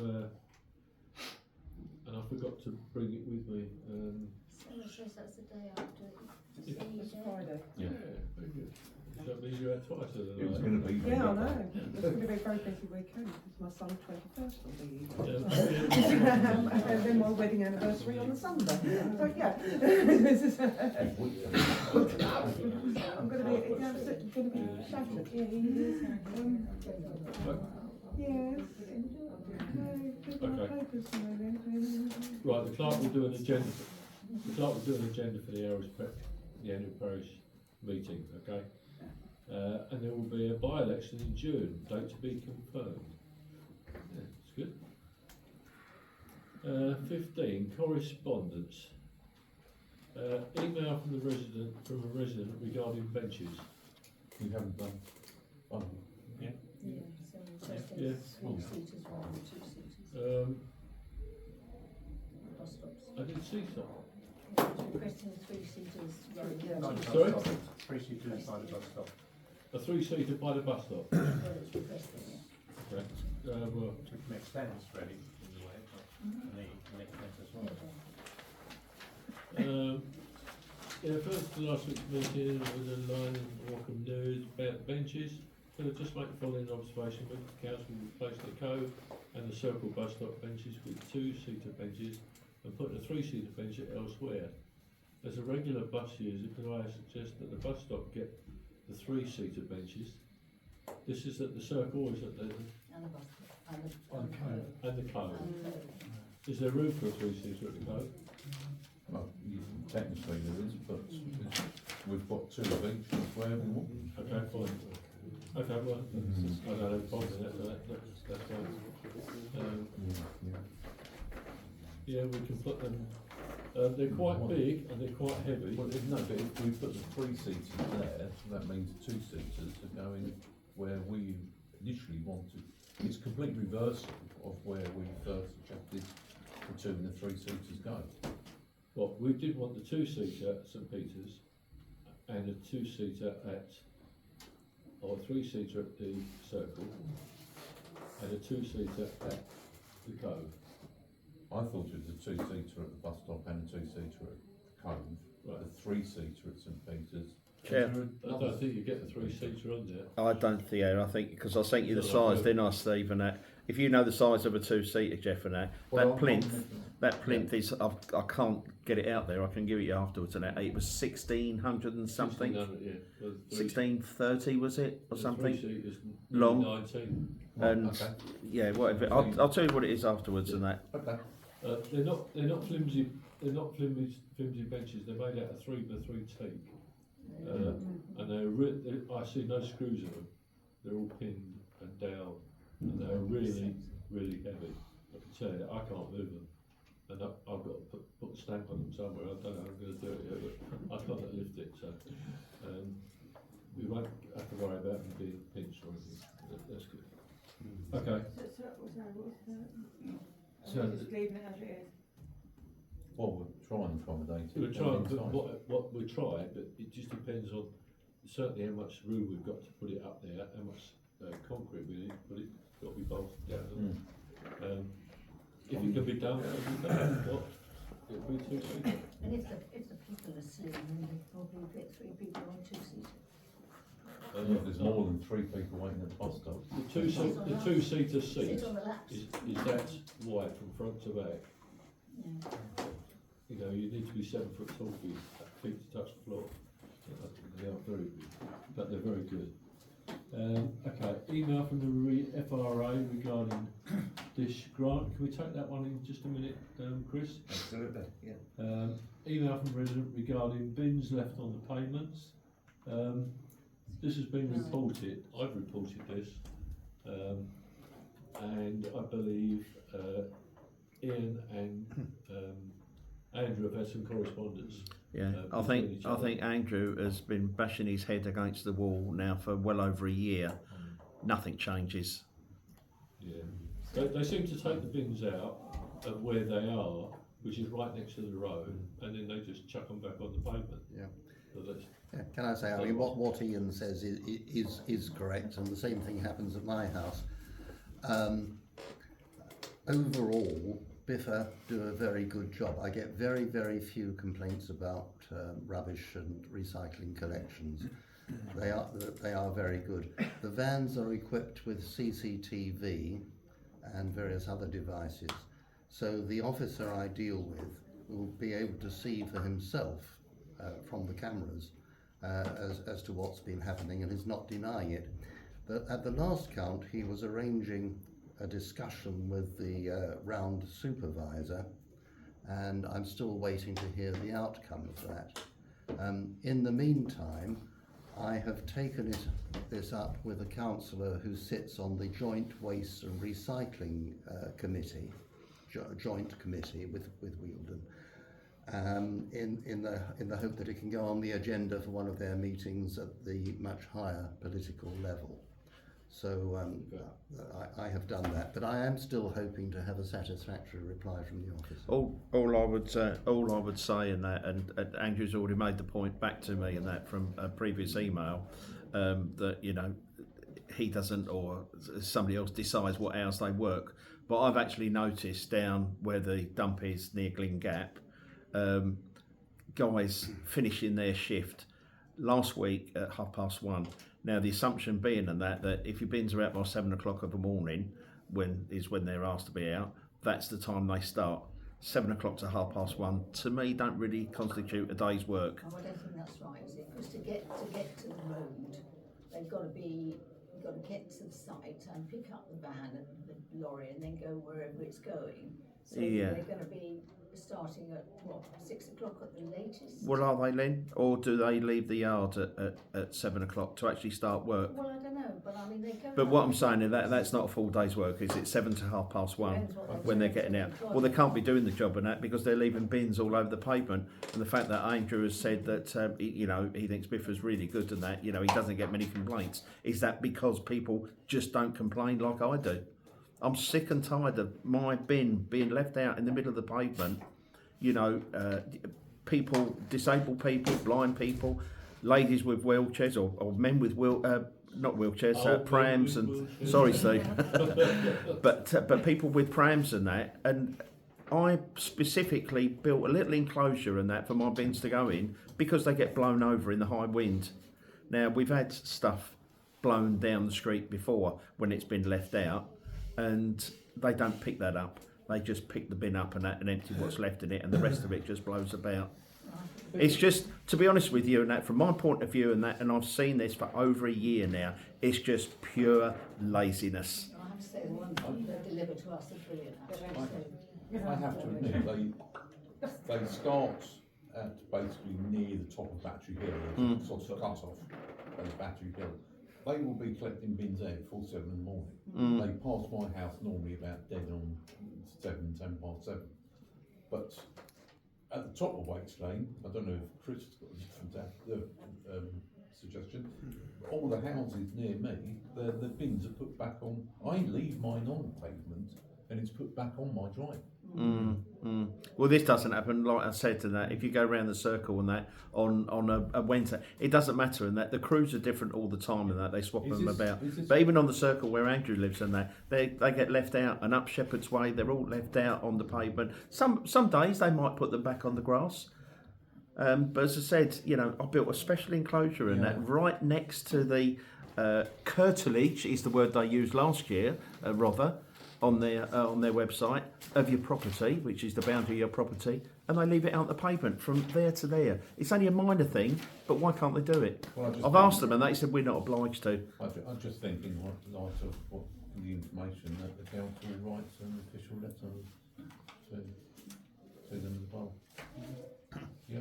I did email Tracy at Robert, and she said she would speak to the contractors as well. Okay, well, let's see what comes back from the contractors. It's best done through Rother, because Rother supervises the contract with Biffa. Right, thank you, Andrew. That's it. We've got reports from 16. Reports from councillors. Have we dealt with 15B? No. No, we're going to do that. No, sorry, yes, I missed that one out. Yeah. You doing that? Yeah. Go on, yeah. Well, I'm just saying, again, we're only going to do 40 mile an hour zone, but we know about that. Yeah. Well, there's a correspondence in from the FRA regarding the dish grant. I'm quite happy if the chair of the FRA wants to read out what he sent in, or I can read it out. I'm happy to do so. Chair's discretion. Yeah.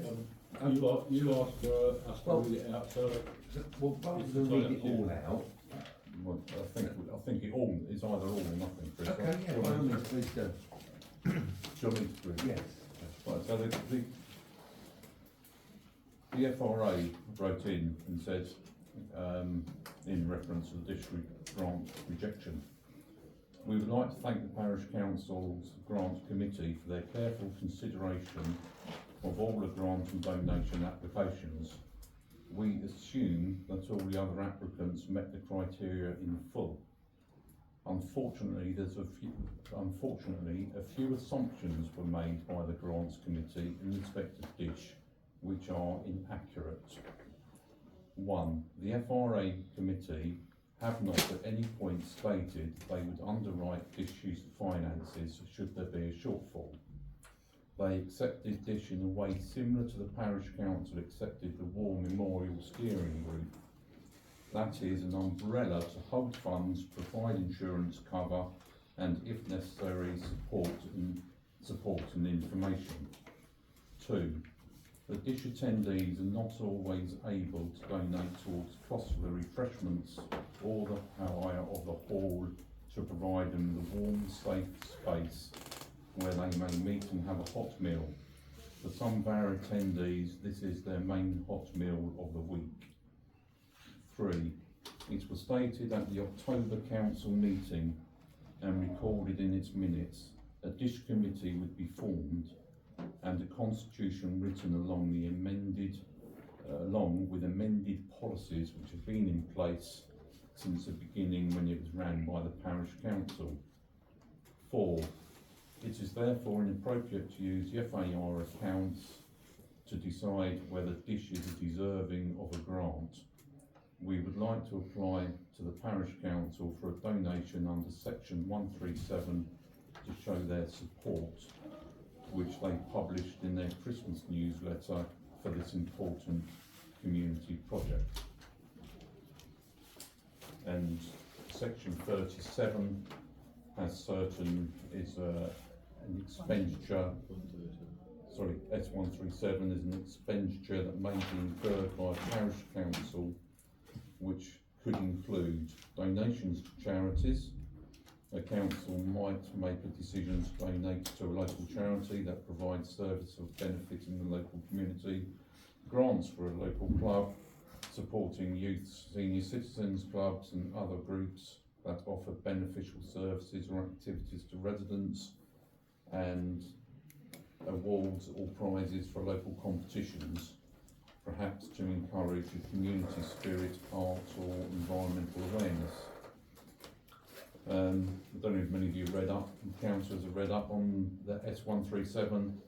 It's capped at a new limit of £11.10 per elector. I haven't exactly done my maths, but if you do it, that would roughly be 1,500 odd people at £11.10. However, our budget for it is only around about 2,600, I think it was, set. So a council never budgets what they could do. I've never seen a council budget what they could do. Right, in response, Fairlight Parish Council will not discuss other applications in any detail. However, we would reiterate, as mentioned in the report at the last meeting, that not all applicants met the criteria. Rarely over the last 6 years have many applicants have met the full criteria, and it's a credit to this council and previous councils that a lenient stance has normally been taken when considering the grants. As also mentioned in our last report, this year we had £11,590 worth of applicants with a budget of only 6,000, so cuts had to be made. In response to comments of the accusations that the Grants Committee have been inaccurate or made assumptions, the Grant Committee does not accept this statement and would like clarification from the FRA as into what these inaccuracies and assumptions specifically relate to. The Grants Committee and the Fairlight Parish Council have acted only on criteria of the application within our grants policy and the merits of that particular application and its overall financial status. However, there is a response to each point mentioned. Point 1. The FRA have not at any point stated they would underwrite DISH finances should there be a shortfall. They accept DISH in a way similar to the Parish Council accepted the War Steering Group. It's an umbrella to hold funds, provide insurance cover and if necessary support information. Point 1. No one has ever said that the FRA would underwrite DISH's shortfall.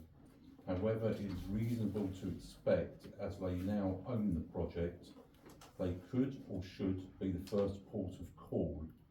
It should also be respected at the present DISH could cover their own shortfall from the relinquished monies for approximately another 6 years if necessary, given the figure work they supplied with their application.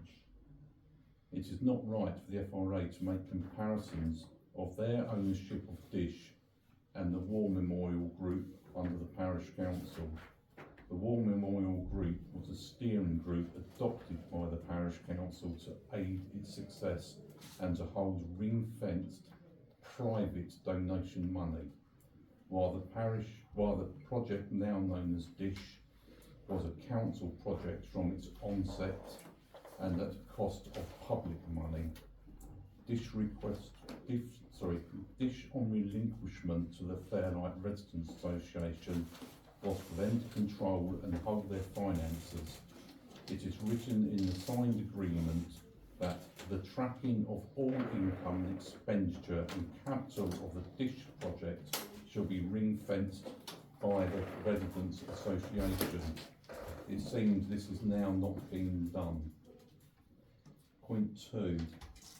DISH attendees are not all able to donate towards cost of refreshments or the hall hire to provide them with a warm, safe social space where they may meet and have a hot meal. For some, it's their main hot meal of the week.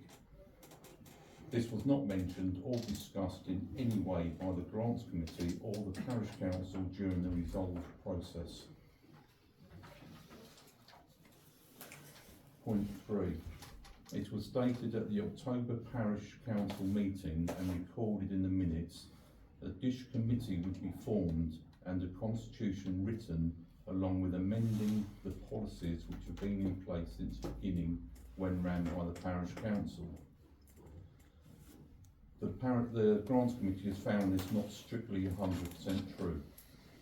The minutes show they intend to have a small committee running the project and their constitution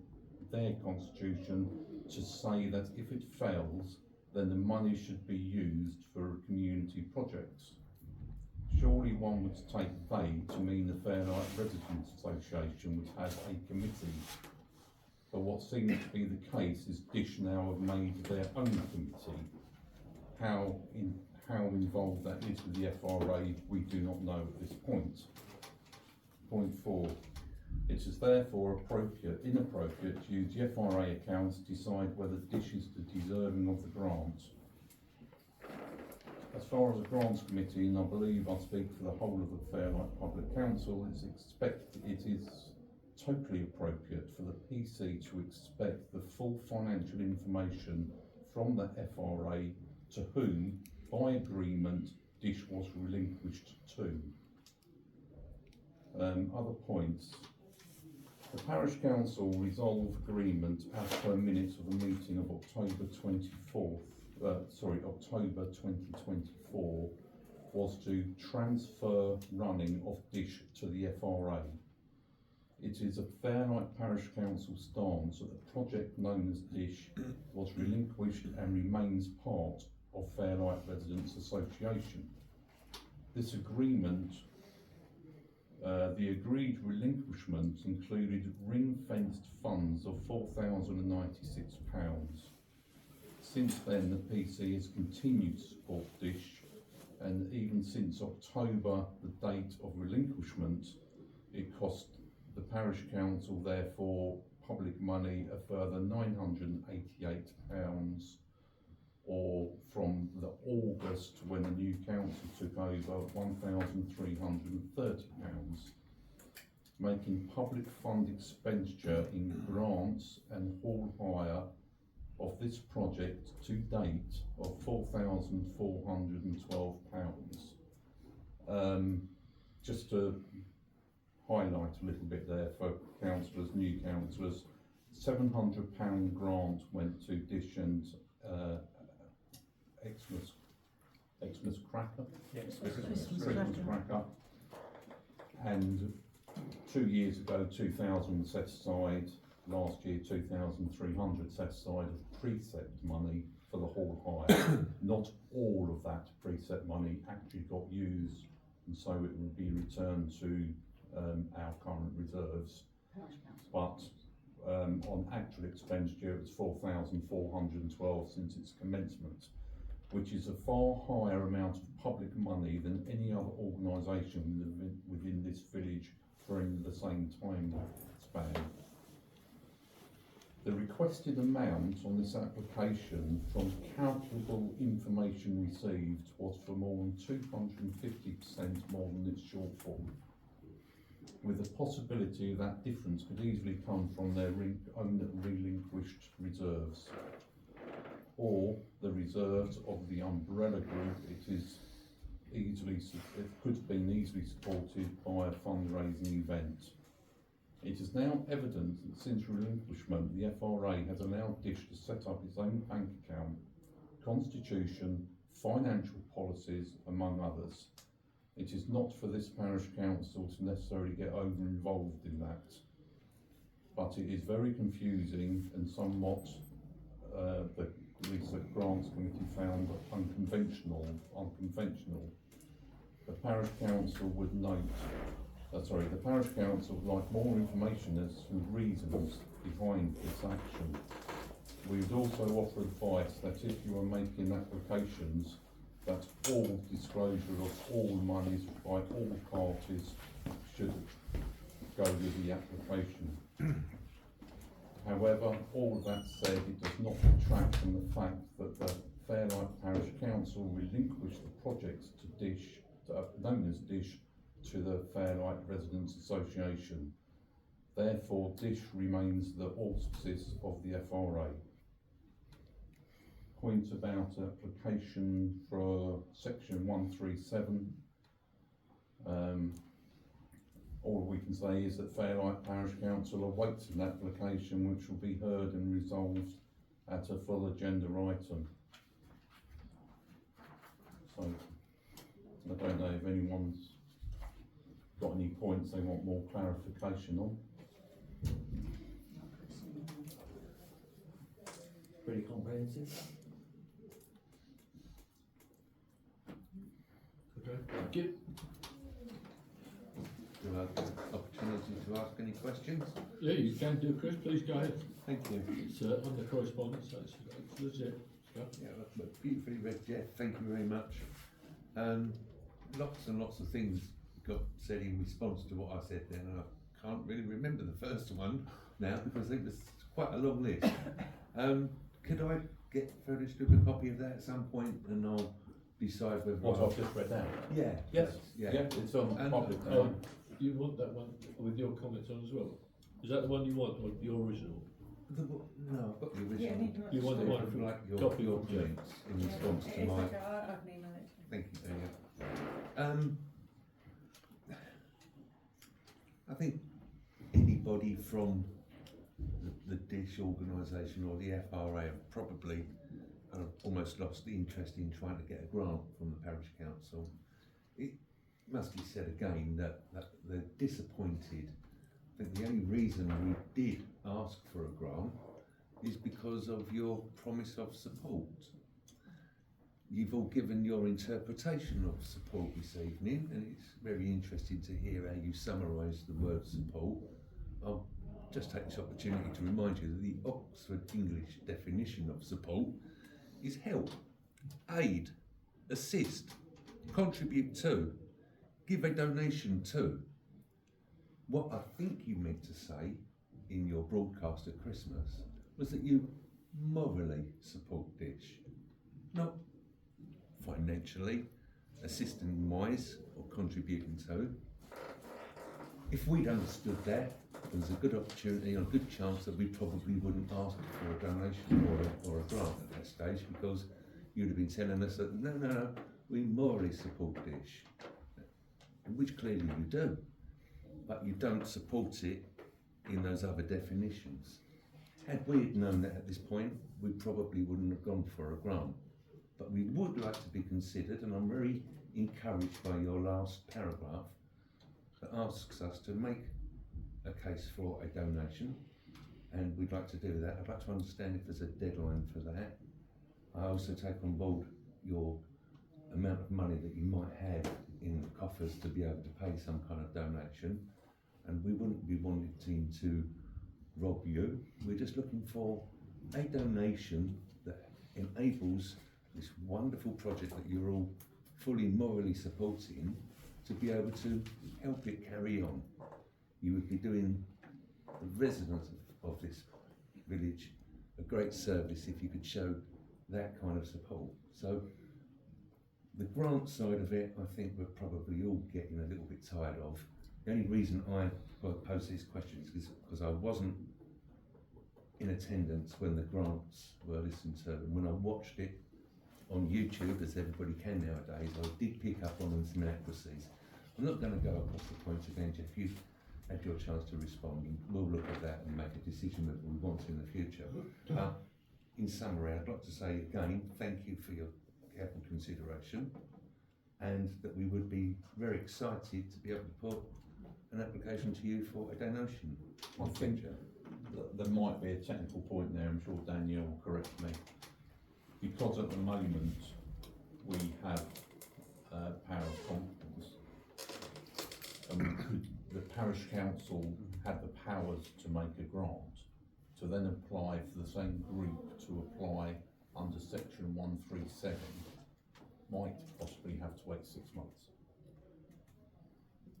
I'm not 100% sure on that. Can you throw any light on that then? Section 137 enables parish councils to spend a limited amount of money for purposes for which they have no other specific statutory expenditure power, but we can give a donation to DISH under section 90 the Local Government Act, because there is a power for us to donate to them, whereas for example, I think it's the lifeboat we would have to take from section 137 because there's no power to give but obviously we do have money in general reserves, so if it was something that we wanted to do, then we could. And I think hopefully general reserves, but obviously it would take us over budget. But I mean, personally, I think it would be a tremendous demonstration of support if operation could be looked into seriously that would just assist Dish in something towards the hire of the whole for the benefit of the residents, which that's why we're all here, for the benefit of the residents, and I think that's what the next line of attack would be. But I'd say that's entirely up to the FRA to make an application for that, but just... Would it be coming from the FRA, Jeff, or would it, should it be coming from this is Dish? what we don't know. I mean, how separate is Dish become from the FRA now? It seems to be a very, very grey area, and it definitely conflicted in our conversations when discussing the grant. And in specifically grants, I've mentioned in our response, you know, it has to be appreciated that as a project, it has had an awful lot of public money. It was then, you know, this isn't disrespectful, asking for quite a substantial grant.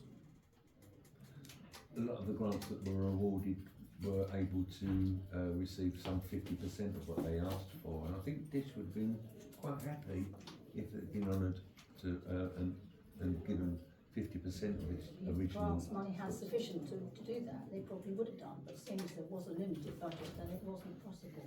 Yeah, and again, I don't think. And can I also remind you, Chris, that the number of people that go is a very small proportion of the UK, of the Fairlight taxpayers. Yeah, of course. The taxpayer number is considerably more than people attending Dish.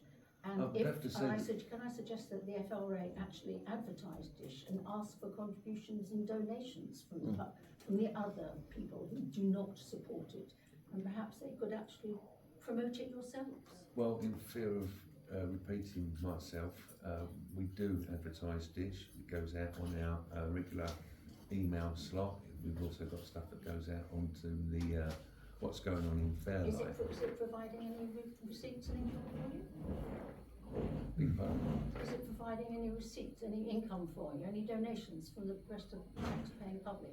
I think just recently we've had a donation from Just Property. Well, that's not exactly the tax-paying public, is it? No, but it's a business within the. Yeah, we know that.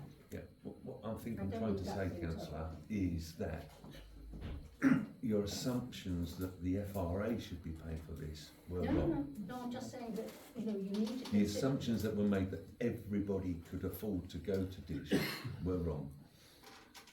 We won't say that at all. Oh, I don't know if that's entirely true. I wasn't at the meeting, and I can only tell you what I saw on YouTube, but it did sound like that. Apparently everybody could afford to go to Dish. The reasons there are only 40 people at Dish on every Monday isn't because there is a lack of people wanting to come, it's a lack of space. If we were in the larger hall, that would get filled. That would probably go up to 60. You've seen it yourself, Lynn, on the occasion that you came. You saw there was any queues. Sorry? I didn't see any queues. There was hardly anywhere to sit. Listen, we're getting into too much of the detail. No, but I actually what I'd rather do is focus you're on. saying that it could be filled, and I don't agree with you. So are you the voice for the rest No, of I'm the making council? my personal opinion. I just think that you're making your personal opinion on the I FRA. wasn't at the last meeting. I didn't have an opportunity to be able to say things in retaliation on that evening. Hence, me writing to the chair. Chris, the point about whether or not or how the funding of Dish happens and who can afford to donate what was never discussed by the grants committee, and it was not discussed at the point of resolve at the meeting for a zero contribution.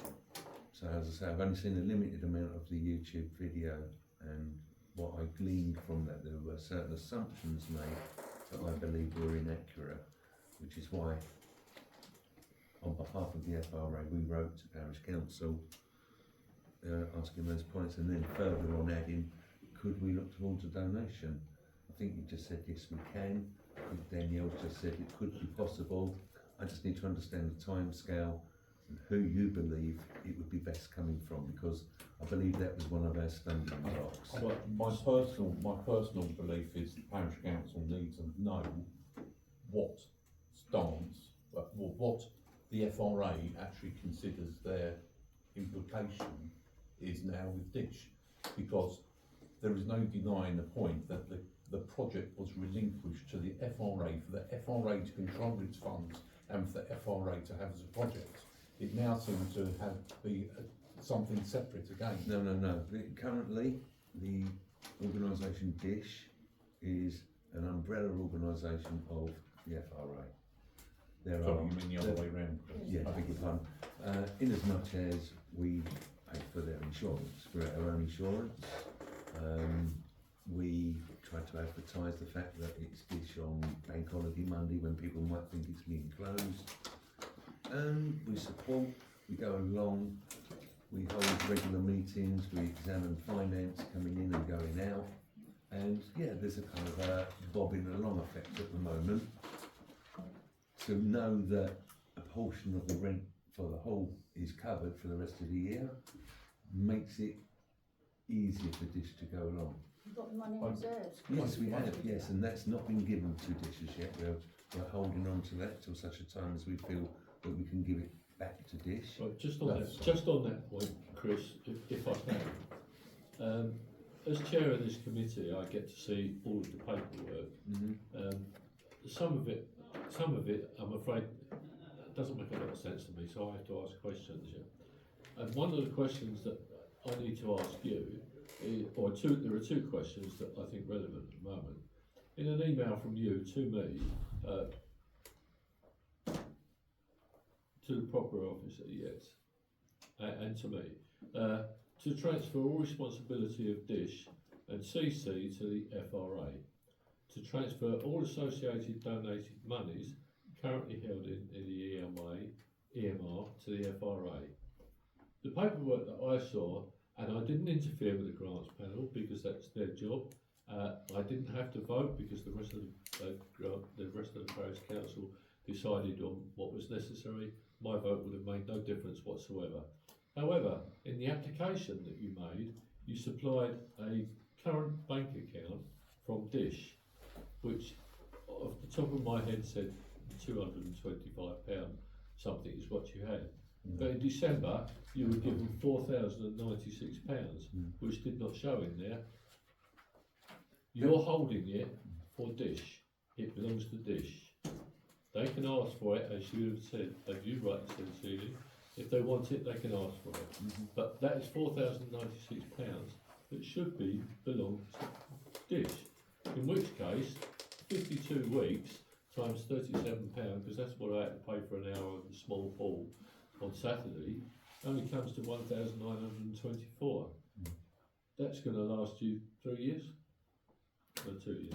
2 years. That's going to last you 2 years, just paying them all alone if that's what you want. So to say that Dish will fail if you don't get a grant is incorrect. Because you're taking money at the same time as you're spending the money. From what I've seen of your accounts, what comes in does go, what you're spending, you do get back each month, more or less within a few pounds. Sometimes a bit more, sometimes a bit less, but on the whole, you're covering it. But you do have a background of £4,096 that you spend on the whole if you wish. Yeah, I appreciate that, Chair, and yes, it's quite right for you to say that we're currently holding that money. We've put it into a high interest account for Dish, and at the appropriate time we'll be giving it back to them. But you should state that in your application for grant funds, because the grants panel have just looked at that and said, well, they've only got £225, but they've been going for 890. But you've been going for 6 years. But where's the rest of the money? That's what they're asking. And you've got it, and you put it in a high interest account. You should have put that. You should have put that down on there as well. Would that have made any difference? I can't answer that question. I don't think it would have probably made. I don't know. I'm not on the grants panel, but it should be on there. If it's theirs, it should be theirs. There wasn't a full application, as we said originally. And that wasn't on. That wasn't on the income sheet. No, but I'm personally not prepared to discuss the FRA's application for Dish in public. No. If the FRA wish to meet with the grants panel or even just myself, I can't explain much more than the letter I gave anyway. We could have all saved ourselves a lot of time at the beginning of this if we'd said that, and both agreed that, okay, the grant application side of it, fine. If you didn't think it was worth that consideration and granting, fine, we'll move on from that. Our sole interest now is, can we apply for a donation? Anyone can apply to the parish council for a donation. Yeah. Chris, send it into the clerk. That's all I can ask you to do. Thank you. Yes. Okay, any more? Anybody else? Any more on this? No? Okay, thank you. Right, 10, reports from councillors. Do we have any reports from the councillors? Pathways, anything? So, no, I'm checking on the letter that was sent round about this. I think you did at the beginning, but. Yeah, there was a letter sent round to the councillors, and it was asked to be sent around. It was correspondence in, which is why it wasn't on that list, because it was asked to be sent to the councillors only, so as they were aware. I've since spoken to that person, and the person said that they did not want it read out, but could they make sure that the councillors did get sight of it, and that it was acknowledged, and it was with regards to the benefits of this within the community, much as Chris has already said this evening. Okay?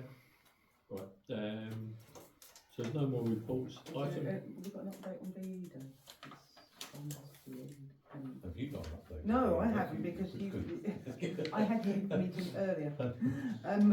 Yes, it's still coming together. I'll state now, and hopefully it resonates with some people.